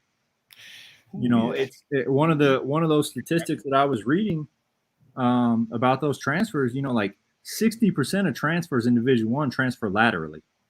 They transfer to a school at the same level. They don't transfer higher. They transfer to a school at the same level. And then like 30% of them transfer lower. So you get some transfers, but freshman year, and I was actually listening to a sports psychologist the other day give a talk on Virtual Coaches Clinic, and she said the two hardest times are freshman year because you get in and you don't know what you don't know, and then junior year because by your junior year you kind of expect to be playing, and if you're not, then it kind of hits you like a freight train. You kind of lose your bearings there and start to panic. We got a little bit long-winded, Coach, but I would say teach kids to deal with failure, and then the other thing I would say is teach kids to focus on the right things. You know, and that's something as adults we don't do very well. For sure. We focus on level, we focus on money, we focus on visibility. We get on Instagram and social media and we try to compete with the people next to us. We got to post our food and show that we're eating a better meal. We got to post our house and show that we're living in a better house. We got to post our car, show that we're driving a better car. We got to post our job and show that we make more money. You know, let's get back to focusing on the work. Like, and I always tell people this all the time. When you throw that ball in the air, Coach, it's all high major, man. It's all high major. Whether 100%. You're at Division I, NBA, NAIA, Division II, junior college, high school, middle school, elementary school, The first team I coached, I was 17 years old. It was an 8 and under rec league team. You better believe I wanted to win those games just as bad as I wanted to win these games here at Dalton State. It made no difference. For sure. So, we focus too much on the result and not what it takes to get the result. Everybody wants money, but not everybody wants to work. Everybody wants to go Division I. Everybody wants to go pro, but not everybody wants to do what it takes. And if you really love basketball, you'll love getting in the gym. You'll love getting better. It won't matter where you are. It won't matter what level you're at. It won't matter what school you're at. It won't matter who's watching. I told you guys earlier, us lifting in the spring was a big part of our success in the fall. Our shots in the spring and summer were a big part of our success in the fall. When we went into our conference championship game, I told our guys, I said, it takes nothing more to win this game than it did the first game of the year. Get more rebounds, get more stops, rotate, hands up on closeouts, block out, secure the ball, don't turn it over. It's the same stuff. But when you focus on that stuff, it's a lot harder to lose your fire than it is when you're focusing on, man, I'm just at NAIA, man, I'm just at Division II, man, I'm just at JUCO, I'm better than this level, I'm not getting the recruiting I think I should. We talked about I'm being slept on. I hate that. Gym. If you love basketball, get in the gym and get better, and then the results will come. You don't get recruited because of X, Y, Z. You get recruited because you can put a ball in a hole. Right. You get recruited because you're a good basketball player. So if your focus is on being the best basketball player you can be, then you'll be prepared. And when things get hard, like when you get to your school and you're struggling as a freshman, you'll be prepared to do what it takes to get better. But if you're focused on the results, you won't be. You'll be in your feelings. You'll be thinking about how you're not getting enough shots, how you're not getting enough playing time, how it's not fair, how you're better than this kid. He's playing in front of you, or yada, yada, yada. Just get better. Coach, is that the same mentality that you guys want to take into next season? I mean, I'm looking at what you guys were able to accomplish in this season, like the laundry list of accomplishments. You're talking about 30-3, you won 90% of your games, 15-3 in conference. Like, you guys smoked it this year. You beat a ranked Campbellsville team. You beat a ranked William Carey team. You beat Loyola twice, who was ranked. Like, you guys had a really dominant season.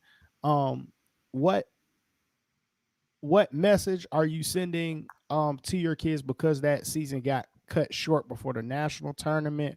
How are you getting your kids to lock in their mind in around that, and then how are you kind of gearing them up for next year to be able to go out and try to do the same thing?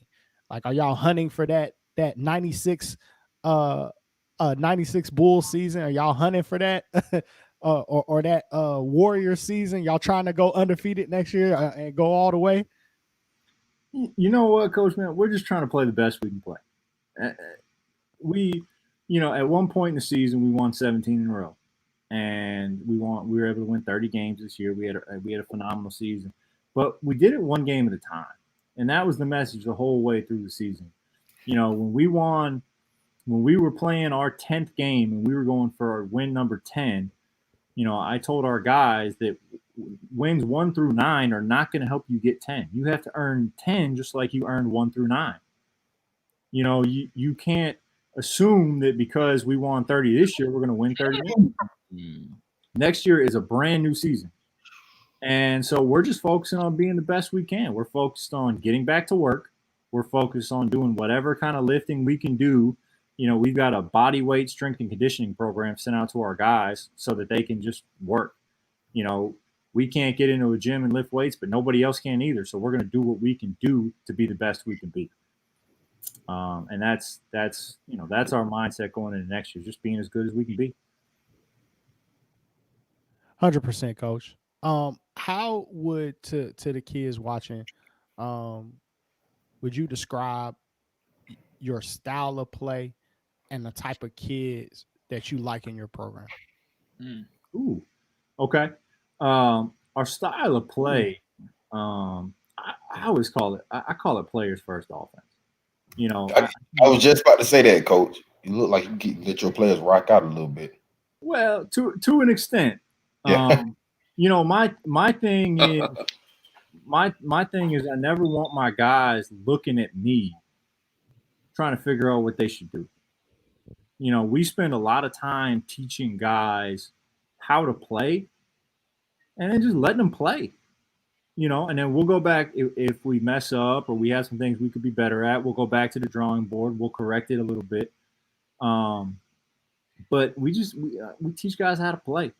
You know, I found my first year I ran a bunch of sets, a bunch of them, and I had a ton of them. I had a counter for every set, and I had all this stuff, and it was all good and well. But the second the defense did something that we didn't know, we didn't prepare for, we didn't expect, it threw us off. You know, we taught guys how to play basketball this year, and then I entrusted them to do it. You know, I entrusted them to make the right plays, and as long as they played hard and they played unselfishly, then we let them play. You know, and we really turned the reins of our team over to the players. And I tell them all the time, it's your team. It's not my team. I'll help guide the ship a little bit. I'll help steer. It's your team, man. You know, if you guys decide you don't care enough about winning to get up and work hard, well, we ain't gonna win. You've got to do it. And our guys bought in. They played together. They loved each other, and we were able to be very, very, very successful. What was the second part of your question, Coach? I'm sorry. That's the second time that we've heard that, Coach, by the way. Will Jones came on here from North Carolina A&T and won Coach of the Year, and his method was the same thing. He said we're going to teach them how to play basketball, and then I'm just going to let you play. That's a hard thing to do, though, right? Like, as coaches, aren't we naturally kind of controlling by nature? We're type A. We're certainly type A. It is a hard thing, and it was something I didn't do very well my first year. You know, I was, and I told you earlier about players wanting to show how good they are, right? I want to show you I can make this step back move, and a lot of coaches want to show you how smart they are. Man, look at this fancy play I can run. Look at all these sets I got. Look at these counters I got. Look at me. Man, talk about it. Play. I mean, all levels. Get elementary, middle, high school. Let them play. You know, and I think I did something, Coach, and I think I have it right here with me. I sat down in the it's somewhere on my desk. I sat down in the spring and I took a note card out and I wrote on it, what's my job? Like what am I supposed to be doing here? And nowhere on that card was teaching them how to run plays. You know, what I came up with was my job was to empower my guys to make decisions and play the right way. Was to equip them with the knowledge and the ability to be able to adjust and adapt no matter what gets thrown at them. You know, and so I'll give you an example. My first year, Faulkner is a team in our league that ices a lot of side ball screens. So every time we would play Faulkner, we would work on icing side ball screen. We actually beat Faulkner at Faulkner because they iced the side ball screen. We hit a guy on a short roll. He dumped it down to the big. He laid it in. We won the game. But we go play Loyola in the conference tournament, and we played them twice, and they've never iced a side ball screen yet. And all of a sudden, they start icing side ball screen, and we bogged down. We had no clue what to do. Well, we played Faulkner 2 weeks ago, and we worked on it. And we got it down pat. But it wasn't something that we taught intuitively. It was just something we taught for that game. So this year, you know, was the exact opposite. We taught what do they do? Okay, you know, we cut down some of the stuff we ran. We kind of simplified it. We focused more on what we want to do. But then we taught, okay, if they ice a side ball screen, here's what you do. If they go under, here's what you do. If they trap it, here's what we're looking for. You know what I mean? If they go flat, here's what we're looking for. Mm-hmm. And because of that, our guys were really, really in tune with each other, and they were all on the same page, and they were able to make adjustments on the fly. You know, like that clip you saw, that clip you saw against Campbellsville, where Jordan Young goes down the lane and dunks it on a pick and roll. A high pick and roll, goes down the lane and dunks it. Albany, Georgia, Jordan Young. Albany, Georgia. And you know, we went into that game, and before that, we had played 2 games, okay, and our 2 guys on the wing, Kevon Tucker and CJ Perry, had shot it really, really well, and so everybody was kind of on notice. Campbellsville top locked both guys, so they had no help on the middle pick and roll, and that was kind of an in-game adjustment we made. That hey, in the second half, we were down 17 at halftime, I think, in that game. Campbellsville was the number 21 ranked team in the country. We were at their place, 3rd game of the year. We're down 21. And we just said, hey, they're struggling with middle pick and roll because they're not helping. The bigs are staying flat. They're not really extending. So we got the roll. We got that roll about 5 times. And then late in the second half, Jordan rolls. The guy from the weak side corner pulls over and takes away Jordan. My guy dives, and we dump it down to him, and that kid dunks it. But it was just I use the word when I made my card, I use the word malleable. You know, I want to be malleable. I want to be able to adjust. I want to be able to change shapes and forms and be able to just kind of adjust to what they throw at us, because basketball is a game of adjustments. It's not, you know, you don't go in there with one game plan and that's what you're going to do. But you can't go in there with 7 game plans either. But if we know how to play and work together, then we can adjust on the fly and we can make those adjustments. You know, we do a lot of 3-on-3. We do very little guards and bigs. We do 3-on-3. We do 3-on-3 at a middle pick and roll, 3-on-3 at a side pick and roll, 3-on-3 at a drive and kick, 3-on-3 at a dribble drive. We have a 3-guard offense. We have a 4-guard offense. And because of that, no matter what they throw at us, we know how to adjust. We went in that Campbellsville game, we went 4 guards late in the second half, and we're able to have success on it, and it was just an adjustment. But it was really, really a smooth transition because we weren't having to run 17 sets and go, okay, we can't run this set because we have these guys. We can't run that set because we have those guys. We're just going to play. You know, now if guy dribbles it 17 times and then shoots a step back, you're coming out. You know, we're not just you know what I mean? We're not just get out of his way and let him do his thing. But we're teaching guys how to play together. You know, I think one of the other great things about this Bulls documentary that you're seeing is that you're seeing guys that, you know, they said Phil Jackson came in and his focus was on the team. It wasn't just on Michael Jordan. It was on the team, getting a team to play together, getting great synergy within the team, getting everybody on the same page. And when that happened, the Pistons couldn't do anything with it. And I think that's one of the biggest things we focus on is that we spend a lot more time on our guys. You know, we break every huddle with the word family, and we mean it. Like it's not a slogan. We mean it. You know, and so we teach guys how to play, and we let them play, and we let them make plays for each other. You know, at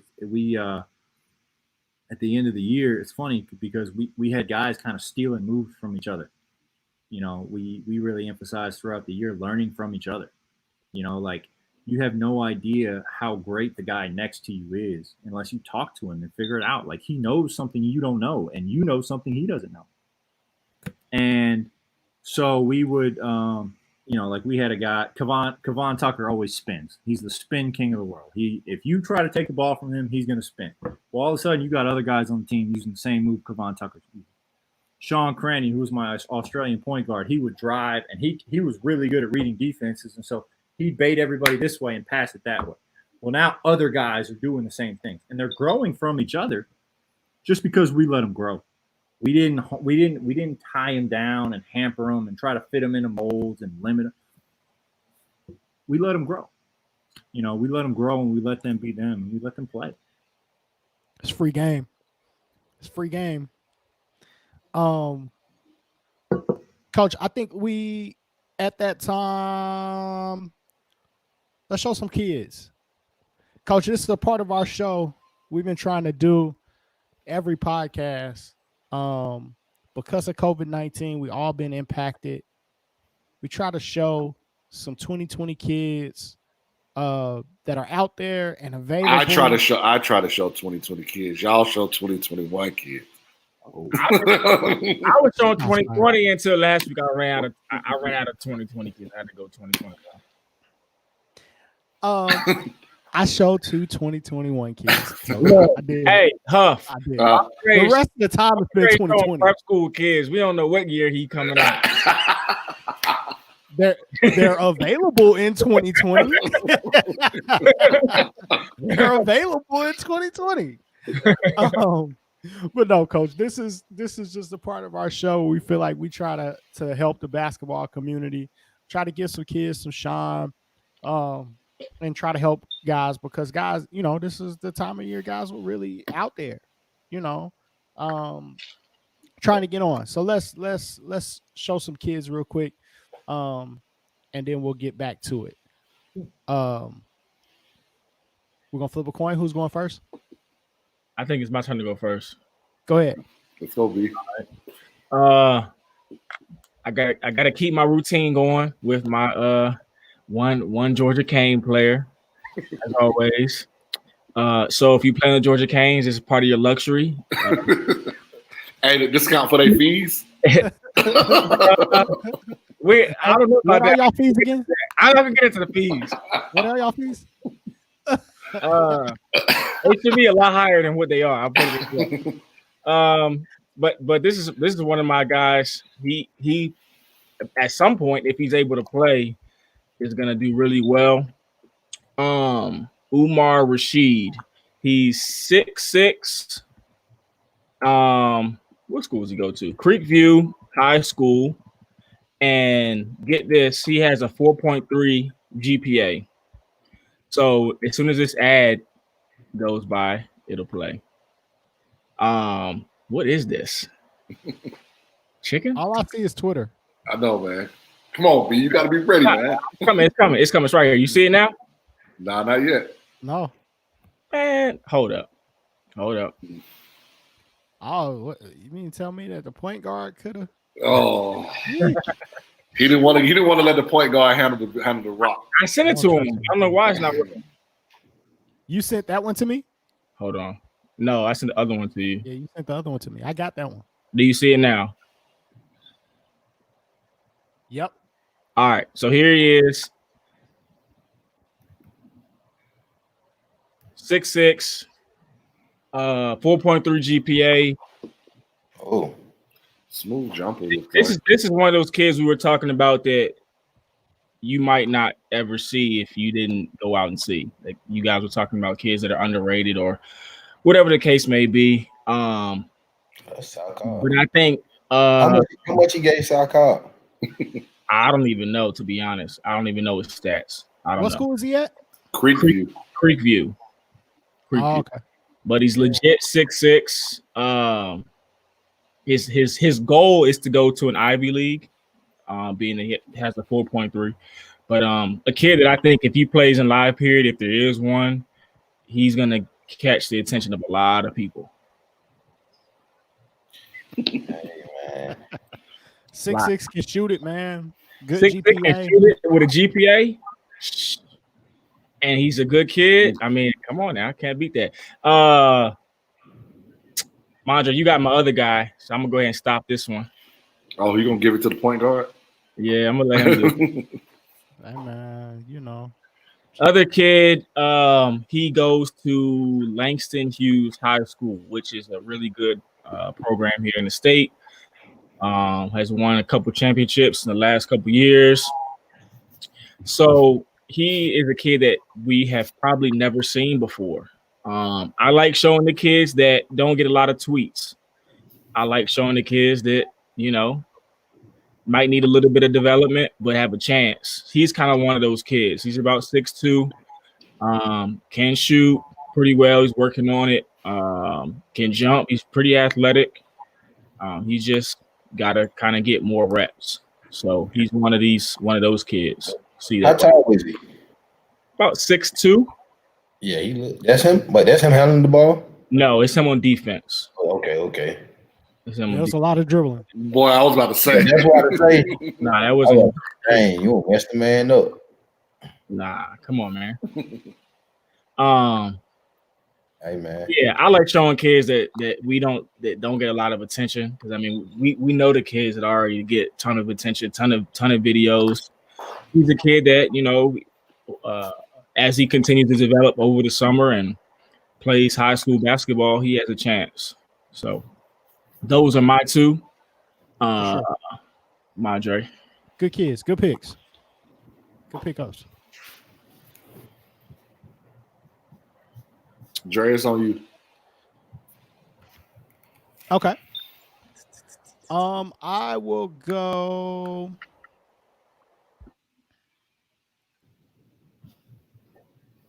I'm going with the homie. Still available. This kid is like family. Another homie. Ex-Georgia man up. How much He you went getting paid? to- I'm telling you. Man, hey, look. Hey, it's crazy that people think. No, I ain't even gonna go there about what people think, but nothing. What they think? Nothing. This is Josh Guilford. Went to Heritage High School.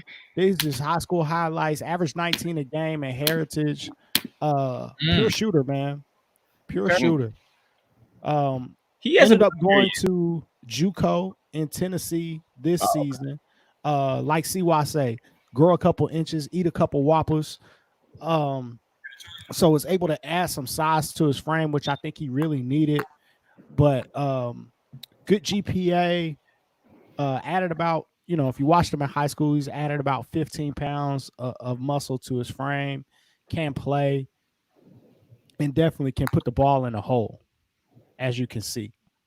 But this is Josh Guilford, man. Comes from a basketball family. His dad played at Kennesaw State. Shout out. I figured it was appropriate since we got Coach Ireland on the show. And you're right. He was in Alabama. I said Tennessee. That's my boy. He was at JUCO in Alabama. But comes from a basketball family. His little brother, Gabe, is now at Heritage, playing that same position. So deep range on the jump shot, works really hard, a gym rat. I wanted to show Josh because Josh is the type of kid who you never have to worry about late at night. As coaches, sometimes we get kids that at night, right before we go to bed, we got to check our phone. But we don't feel good about going to sleep if we don't check our phone to see where this kid is and what he's doing. 9 times out of 10, Josh has figured out how to get the door to the gym open without the alarm going off, and he's in the gym shooting. That's all this kid does is go to school, make good grades, and play basketball. So wanted to show his highlights on the show. Good kid. Man up kid. Okay, Mondre, good one. What else you got for us? My next kid, I went all the way to Louisville, Kentucky, man. I grew up. Whoa. Hey man, I grew up playing ball with this kid's dad. He comes from a basketball family as well.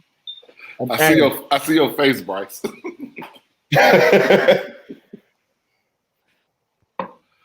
They hating on Louisville already? Man, come on with the clips. I can go. Pass the ball. Hey, Locke, go ahead. Ain't we supposed to do two? Locke, that was your rule. No, that wasn't my rule. My rule, I told you I do this months ago. It took me to get off the show for a couple of days, couple of weeks for you to do this segment. I was begging for this when we was at SUB TV. Bobby Brown and Ralph Tresvant go again. Hey, we just can't honor Locke in no kind of way, dog. Just no way, Locke. Do you want to go or can I go? Yeah, you can finish, man. Yeah, I just got one kid real quick. Let's go. All right. This is Chase Davis. Chase Davis, 6'4", private school kid.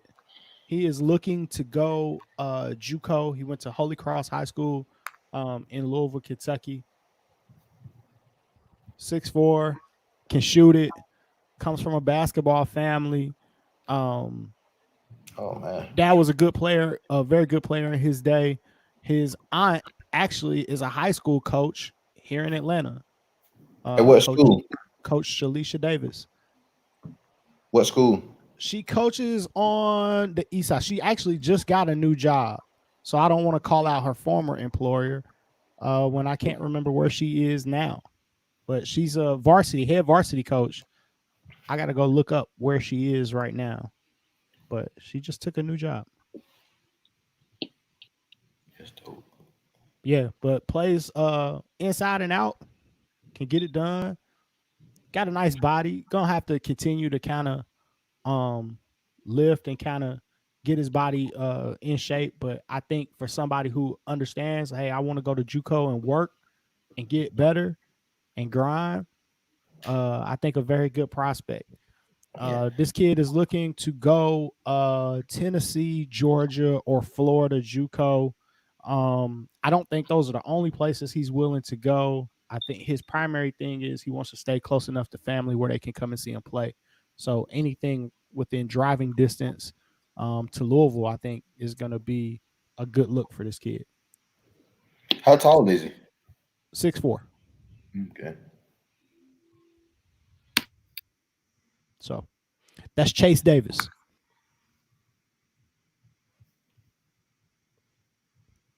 All right, Luck. All right, this kid I got out of American Sumter, Trey Brown. Trey Brown is a winner. And when I say by winner, he took his team to the state championship as a junior. Unfortunately they lost, but this past season he led his team to a 29-1 record. So this kid does know how to win games. And let me show you this screen real quick. Oh no, you was rushing me, Lot. You better hurry up. Man, don't be rushing, man. 4, 3, 2. Y'all see that? We got you. And Trey Brown's a lefty, very, very tough nose. Played multiple positions. What's that? Full screen. Oh, my bad. I'm sorry. There we go. Very tough nose kid, lefty. Like I say, played multiple positions for American Sumter 1, 2, and 3. He's long, quick. And like I said, one of the key things I always just liked about him, I've been watching him the last 4 years. He's very tough. He's a tough guard. Doesn't mind, contact, can play hard defense and different things like that. And one thing is, like I say about these South Georgia kids, I think they're just built different from any other kids. And what you may know that too, Coach, you had Jordan Young. He's from Albany. And I just think these kids like this, they just get after it. They don't care what level they go. They just want to get an opportunity to play. So this is a kid I think will really make maybe like a JUCO level or Division II NAIA program, very happy because this kid's going to work and he's going to enjoy whatever school he gets to. He just wants to go to the next level. So it doesn't matter what level it is. He just wants to get to the next level. 100%. Love that. Huff sent the whole roster. Hey man, y'all gonna be mad at me tonight, man. Huff sent the whole roster. I got 4 today. I got 4. That's man. what happens when you ask Huff for players, man.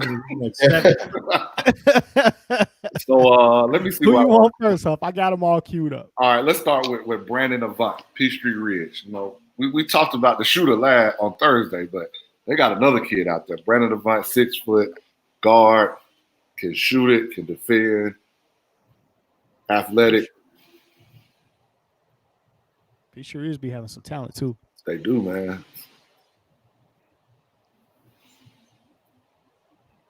Ooh. Kid get on the floor. Dunk on him. Yes, Oh. sir. Yeah. Dunk on him, boy. Oh. He got another one coming.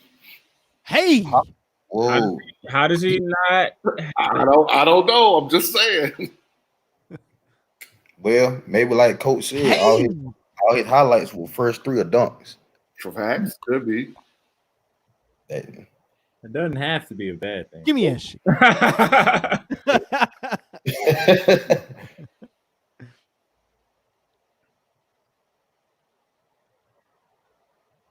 Give me that shit. I like that, bro. Nah, he's getting to it. And you know what I like about it? He has multiple defensive plays on here. Yeah. Multiple. That's what really sold me on him was the defense. Still the look, yeah. He plays the passing lanes very well. Hanging on Duluth, hanging on the rim like that. Hey, that wasn't me. You see that ain't me. About to call Huff out. I like that. Good kid. I Where we going next, Huff? All right, let's Huff could be sending some of these kids to the Canes for the live period, man. I know, right? Let's go to Grayson, man. Let's go to Grayson, Josh Smith. Every kid can't play. Josh Smith, I know him. And Josh Smith does have some offers, so I don't, some D2, so I don't want to make it seem like he doesn't. But I just think he's an unheralded player with the guys they had on his team, and I just want to kind of show him some love. 100%. 6'3", 6'3.5" combo guard. Just a kid at Grayson. Yeah. Mm-hmm. He was unsung. People talk about everybody else. They talk about, Davion. They talk about Caleb. They talked about Tanari and obviously Ian. But this kid was an unsung hero why they were able to win games. Good move, boy. He did little things for him. Him and Ian did a lot of little things for him. Making the right decision with the basketball. I like that. Bam. I love highlights with blocks and assists, man. Good move. Show me blocks and assists. I'm watching. Go give me a rebound, like Coach said. Put it back up strong. Tough, yeah. Another one. Nice pass. He in Sheffield, so Henry boy. He gonna go off next year. Big he ain't going off. But no, I like this kid. Whoa. Yeah. Like I said, they're the little things. So I want them to show Josh some love. Contact Coach Pierce if you want to get at him. It looks like he has a knack for finding the ball. He does. So now I want to go to prep school, Bristol Prep in Tennessee. 6 foot point guard Jalen Hickman. So I pulled up Bryce. Yeah, I used to coach him. So I'm gonna show him some love. I remember. I coached him at Duluth. He was there his senior year. He's really a Tennessee kid at heart. And they moved to Georgia his senior year.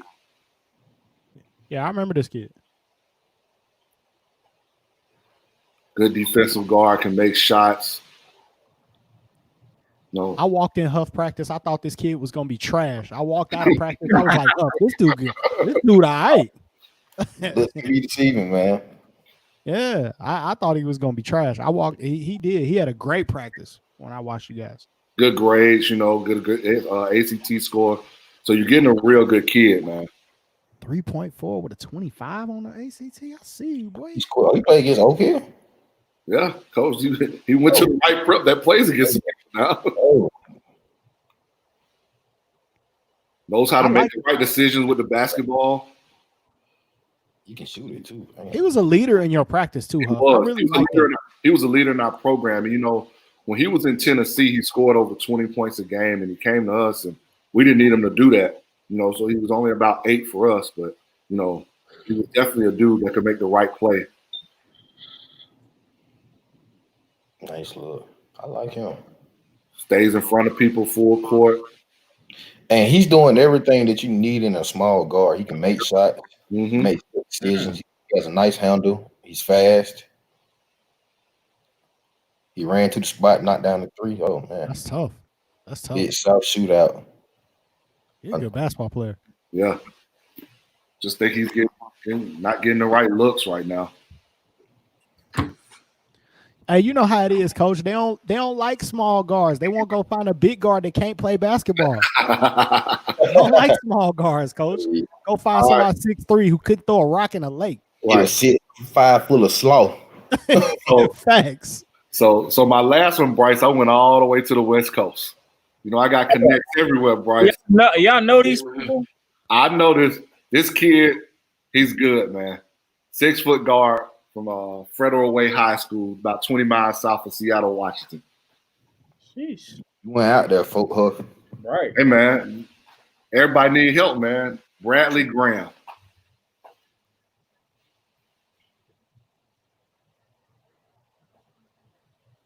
I forgot to show what's your name's JUCO kid. We'll come back to it. David. Yeah, Dave sent me a JUCO. Ooh. Bam. Ooh. Watch him. Come here. Ooh. Are you okay? Are you okay? Do you need emergency assistance? Hands down, man down. Yep. Every time. Bam.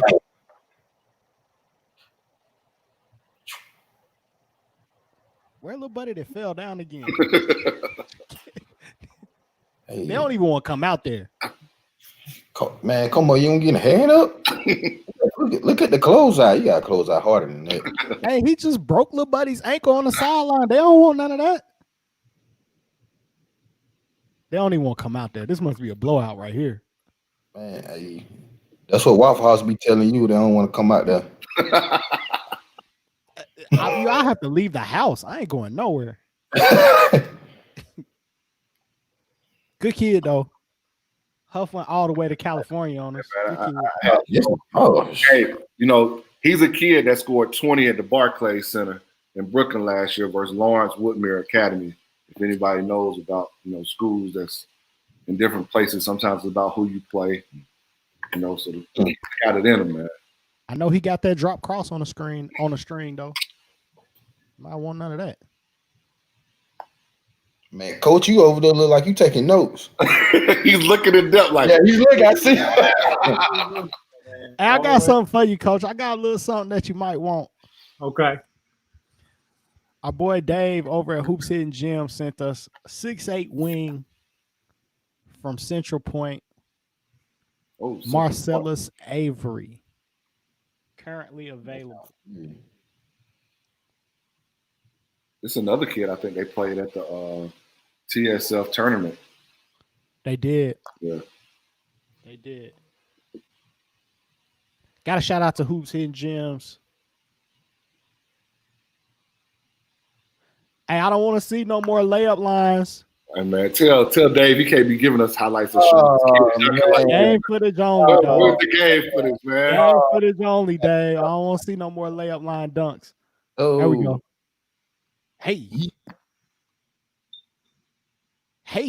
two hands. Kid's athletic. How tall is he, Mondre? 6'8". That's tough.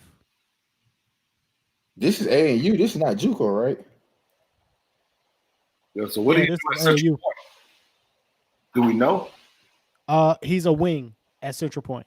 I mean, but what was the season like? I wish we would have got some of that footage. I'm telling you, showing us. He's incoming. He's incoming to Central Point. Oh, he's incoming. All right. Okay, he's incoming. He's incoming to Central Point. 2020s. I'm following the rules. This time. I'm following the rules.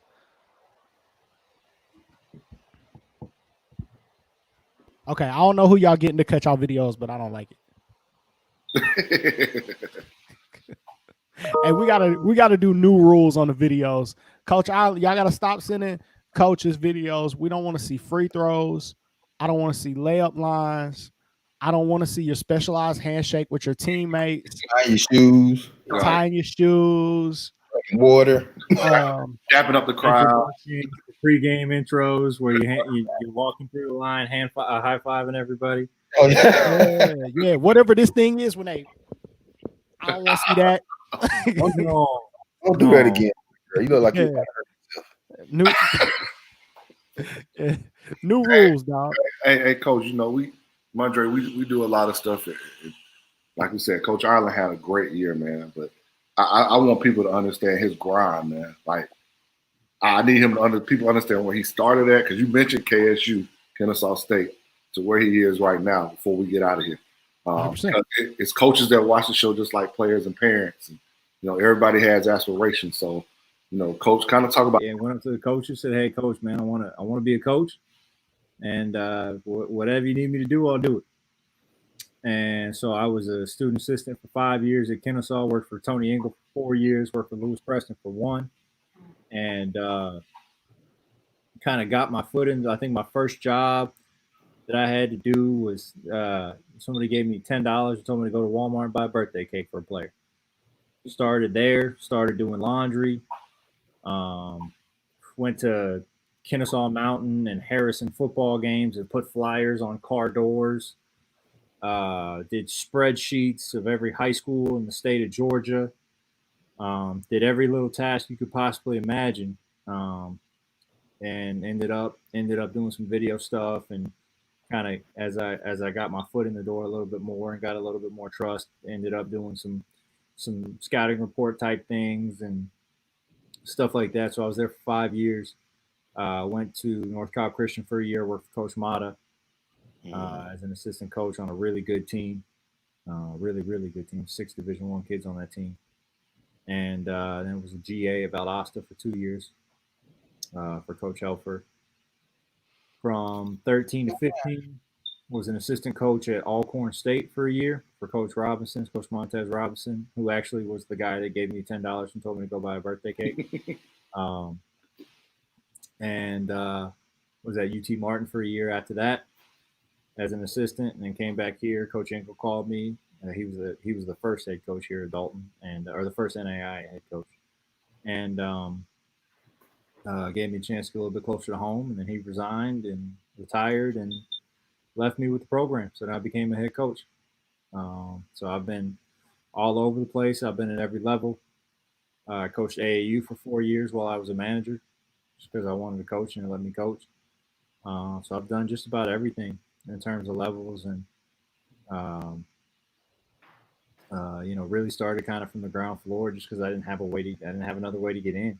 I knew I wanted to be a coach, and I didn't have a high major head coach or somebody that I played for calling to get me a job or anything like that. So I had to kind of do what it took, and that meant laundry, and that meant buying birthday cakes and making spreadsheets and doing stuff like that. And so that's kind of how I got in. And because of that, I was able to kind of learn every aspect of the job, from film to film exchange to student assistant duties to recruiting, and the whole 9 yards. And it kind of got me in from that aspect, and was able to kind of put me in the position I was in today.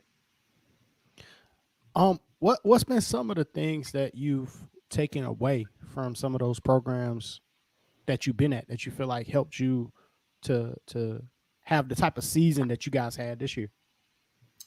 The first thing is that everybody does things differently. I've worked for 5 different guys now, Coach Engel twice, and everybody runs a different offense. Everybody runs a different defense. Everybody has a different coaching style. The one thing that I took from Coach Engel and tried to implement here, or try to continue from what Coach Engel had already implemented here, was just the atmosphere of the program. We talked about transfers and how many guys transfer. We haven't had anybody transfer out here since we've had the program. We've had kids we've let go because they didn't do what they were supposed to do, but we haven't had any kids come in here and say, I don't want to be a part of this program anymore. And that's because of how Coach Engel ran his program, how he loved his players, how he cared for his players, how he developed relationships with his players.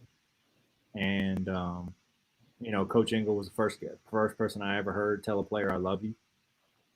When he hangs up with a player, he says, I love you. When he hangs up with me, he says, I love you more than you love me. And I was able to kind of take that and make that the backbone of my program. And that's something that we're very insistent on here. I told you earlier, we really, really emphasize the atmosphere of our program, players learning from each other, players growing together, players taking ownership of the program. So I think that's the biggest thing, the absolute biggest thing. There's certainly offensive and defensive things I've taken from different people. I learned a lot from Coach Helfer at Valdosta. Here's another one where people don't understand how good basketball is in the state at all levels. Coach Helfer's won the Gulf South 4 consecutive years. 4 straight years. He just got some good recruits in too from Georgia. 2 JUCO guys out of Middle Georgia. Recruits, my man, because we in my 2 years there, we never had one player visit campus that we wanted that we didn't get. There were a couple we got down there and we didn't want, But if we won, we got him. Hey, He's an that excellent also has recruiter. nice campus, man. I've been out there and partied a few times. Yeah, absolutely. But Coach Helfer's an excellent recruiter. He's an excellent coach. I learned a lot offensively from him. You know, he's from the Midwest. He's from Ohio, so he's a little bit different than Coach Engel and some of the other guys I've worked for. So he kind of gave me a little bit of a Midwest influence in terms of like old school motion offense and stuff like that. Um, he taught me how to recruit. He taught me a ton of things. He really, really did, and gave me a chance, and I'm very, very grateful for him for doing that. But you know, I think the biggest thing that I took away, like I said, is just the atmosphere of your program. That's the most important thing. You know, it doesn't really matter how you score. It doesn't really matter how you defend. You know, we've seen wing deny teams win national championships, and we've seen pack line teams win national championships, and we've seen 2-3 zone teams win national championships. But um, you know, I know about 5 times this year we were out there on the floor and we were about ready to get beat. And because we loved each other more than the other team, we were able to pull it out. You know, we had 2 games, we were down 7 inside 2 minutes and pulled them both out. Um, I think that's the biggest thing, you know, and it keeps and this is something that, you know, you asked about kind of the mindset of the program and kind of what you try to implement in your players. You know, my thing is just to, you know, just to love what we do, to do the right thing, to keep coming back day after day, and just keep working. You know, just keep doing the right thing, and things will work out. And that's kind of something I got from Coach Engel. You know, I can remember him a couple of times. You know, what we were iffy on a kid, and we didn't know if he was the right fit. And it didn't matter how good the kid is. He screw it. We'll get it. You know, we'll get the right kid. You know, my first year here, he kicked off a kid who was probably the best player on the team right before the season. We won 25 games. You know, just because he wasn't the right kid for our program. So that's the biggest thing I've got.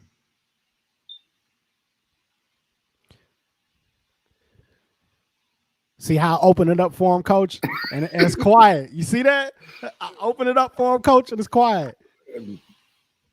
There you go. Coach, what happens to the scheduling for next year, right? Like I know there's some movement going on where NAIA is kind of combining, which I didn't realize until just this year that there was Division One, Division Two, even within NAIA. But that there's some combining going on, and the scholarship situations and stuff is changing with NAIA. Can you kind of explain how that's working, and does that change your scheduling and stuff, conference affiliation and that stuff at all? Coach Ireland, make sure you tell them how that helps you now. Don't get out of here with how that helps you now. All right. So there was Division One and Division Two NAIA. And there were obviously with that separate championship tournaments. The Division One NAIA tournament might have been the coolest event in basketball and maybe in sports. Period. There's 32 teams. They play at Municipal Auditorium in Kansas City on the same floor, back to back to back to back. In order to win an NAIA national championship, you have to win 5 games in 6 days. The first game of the tournament starts at 8 a.m. on Thursday, or I'm sorry, on Wednesday, and the last game starts at 9 p.m. No, I'm sorry, it's 9 a.m., 9 p.m. And they have games all day on the same floor. And so you can literally sit there for 3 days straight and watch from 9 to 9, watch games all day long. It's incredible. Because they're combining the two divisions now, Division One and Division Two, the tournament is going to be a 64-team tournament, and they're going to have regional sites until the round of 16. So it takes away, and this was one of the things that really hurt me about COVID is I wanted to be in Kansas City the last year that we had the full tournament in Kansas City. We were a 1 seed, we had a chance to go, and then 2 days before we were supposed to leave, it all gets canceled. But so now you'll have regional sites, and then 16 teams will go to Kansas City, and you'll have 16 guys on one floor. It's really, really incredible. There's actually a couple of documentaries about it on YouTube, and I don't know the names off the top of my head, but I suggest anybody that's a basketball junkie, watch them. You've got NBA scouts down there on the court watching guys. You've got major transfers. You've got basketball literally 9 to 9. People from Kansas City will bring their kids and they will just camp out and watch basketball for 3 or 4 straight days. It's incredible. Sounds like where I want to be. Oh, most definitely. No doubt. Like I would go if I wasn't playing, just to watch it. But that obviously it's somewhat done now. You'll have 16 teams, so you'll have one day of wall-to-wall basketball, and then the rest of them will be a little bit smaller. So it just won't be quite the same. The scholarship situation, the Division I maximum was 8, or Division I maximum was 11. Division II maximum was 6. They're going to meet in the middle and go to 8. So now all NAIA programs have a max of 8 scholarships. Now, unlike Division I, you can break those up and you can give partials and things like that. That helps us a little bit. Coach is right, because we were sitting at 7.5 playing teams that had 11. It's tough. Right, it's very, very tough. We were, luckily we were able to make it work. But next year we will be at, next year everybody will be at 8, so we'll be right there where everybody else is. But it's going to be a little bit different. Conferences may change a little bit. I haven't seen any yet. We're staying in the Southern States Conference right now, so everything stays the same for us. But it'll be interesting to see if things change a little bit in the next couple of years. I know there has been some talk too of some of the NCAA schools applying for NAIA membership, whether it's Division II or Division III. We just had a couple of teams like Thomas More that was a Division III program, came down to NAIA last year and was actually in Life's conference, which is Mid-South, and did really well in the Mid-South. So I think you'll see a couple of those NCAA schools coming down and joining NAIA. Well, will Dalton State and Life play every year? Is that something that you guys are locked into? Yes. We've played twice the last 2 years, and actually played twice for quite a bit. But my 2 years as a head coach, we've played twice. We'll play next year, I think probably just once, because the Mid-South is expanding their conference schedule a little bit. But we will play at least once next year. I think I know where Mondre is going, Coach Allen. So I'm just going to get you ready for it. Oh, yeah. Love of the Game podcast, doing a pregame show of that game. I'm going to take it a step further. I'm going to take it a step further, right? I think not only should you guys play once every year, I would love to see it done on a neutral floor at a high school gym, maybe at Holy Innocents.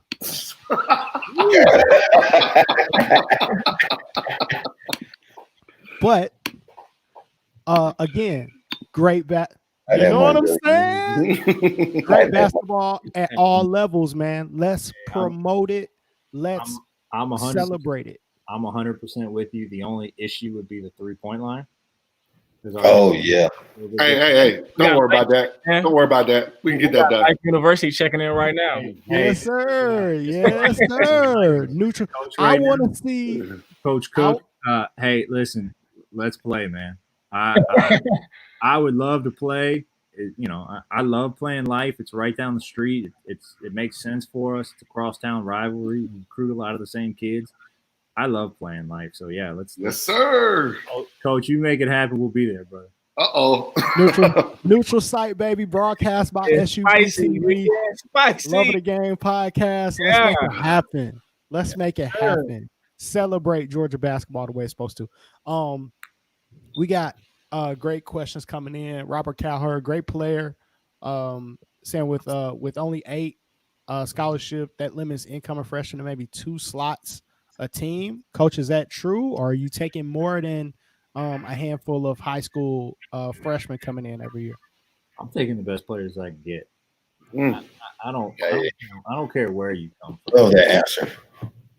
And so, you know, if you're 17 and you're better than a 20-year-old junior college transfer, let's do it, man. You know, if you're 17 and you're better than a Division One transfer, let's do it. I mean, it's the issue. The issue with NAIA and freshmen is not NAIA coaches not wanting freshmen. I can promise you that much. You know, it's more often than not it's freshmen wanting to go NAIA. But there's good basketball everywhere, man. I'm taking the best players I can get, and if you can play, you can play. I don't care who you are or where you come from. Fellas, you know what we should do? We should have multiple college games, bro. We should take over a weekend.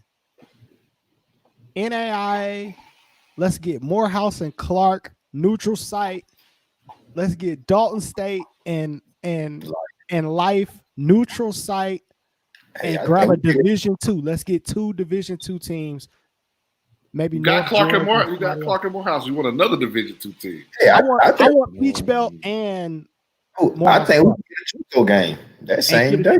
Yeah. Hey, let's get Rico and Corey Baldwin neutral site and run those games back to back, baby. Back to back, baby. Hey, that's a great event. I just made that up on it. That's a great event. You know what would be really good is if you do a bunch of teams at different levels that don't play each other in their league. Yep, that's what I was thinking. You get like a Gulf South and a Peach Belt team. You get like a Mid South and a Southern States team. JUCO would be a little bit hard because you have the same JUCO conference. Yeah, but I think it'd be great because I think people need to see the level of basketball.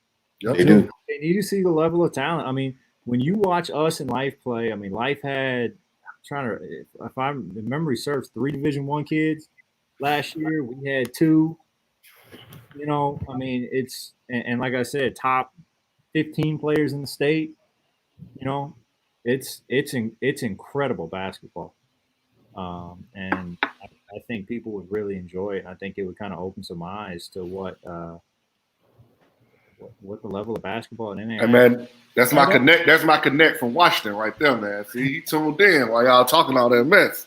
Hey, they asking D2 versus NAIA. Hey, we're gonna play with this idea, man. I want to see what it takes because I think it only helps. I think it helps players in the state of Georgia understand the level. I think it helps parents. I think it helps us as AAU coaches, evaluators. I think it helps AAU kids. Like, I think we pack that thing out and really show everybody what those levels and what those teams are all about and let them showcase, man. I think that's.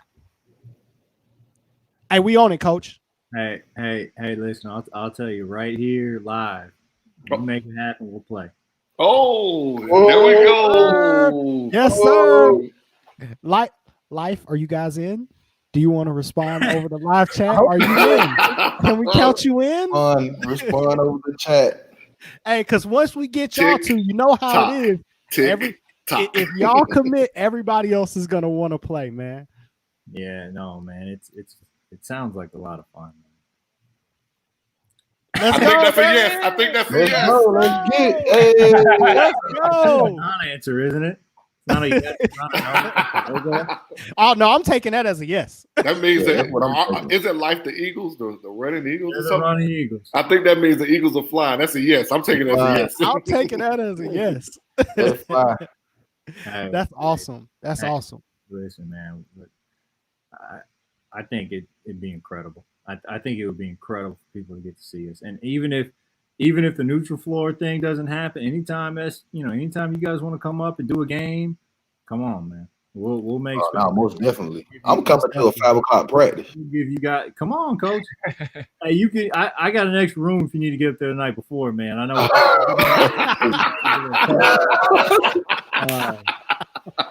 But no, seriously. Anytime you guys want to broadcast a game, more than welcome. Anybody that wants to come to a practice, anybody that wants to come to a workout, anybody that wants to take us to a game, call me, text me, tweet me, email me, whatever you need to do to get in touch with me. And we need to make it happen because people need to see what the level of basketball in the state is. Most definitely. For sure. I love it. Coach, we're gonna figure it out. Absolutely. I think it's huge. We're gonna figure it out. I think it's gonna be a big deal. That's all I had, fellas.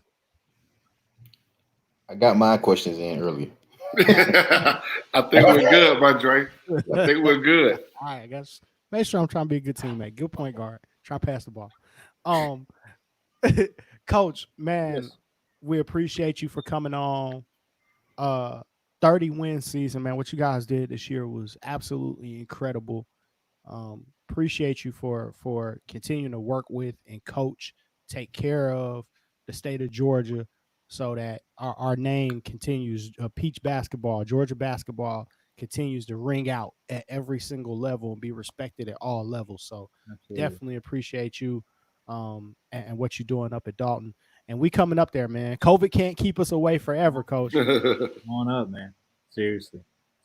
Anybody is welcome. And I appreciate you saying that. It's, Georgia's my home state. I was born here. I went to Collins Hill High School in Gwinnett County. I went to college in Kennesaw. I got my master's at Valdosta in Georgia.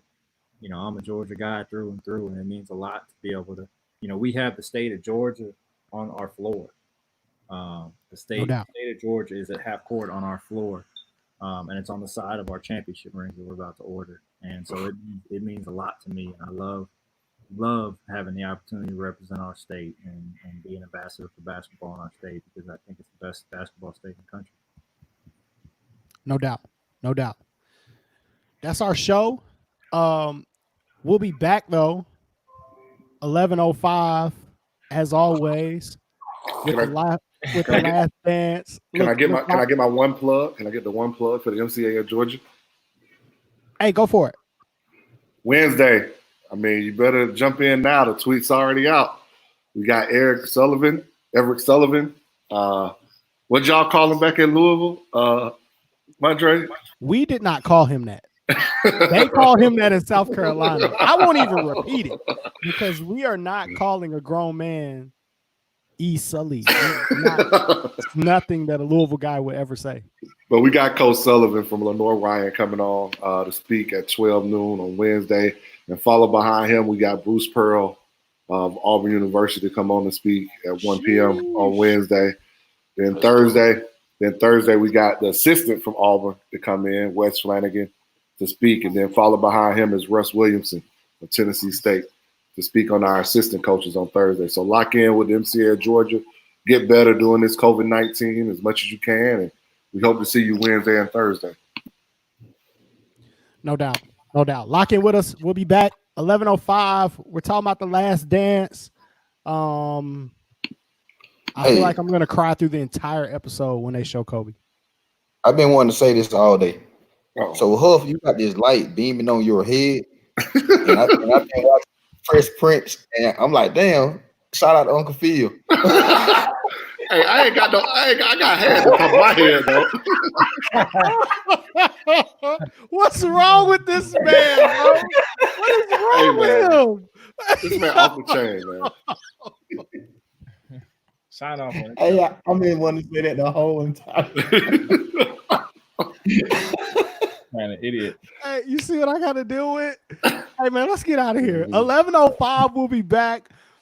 This is the Love of the Game podcast. Coach Huff, Locksway in the building. Be Will in the building. And Coach Alex Allen, man. We appreciate y'all. Thank you guys for listening. Keep it locked. Stay tuned. Reach out to the kids that we showed on our Hidden Gem segment. Reach out to us to be featured on the Hidden Gem segment. Make sure that you're a qualifier and you got grades, man. Okay. And don't hit Bryce in the DM. Thanks. Take care of yourself, man. Unless you a woman.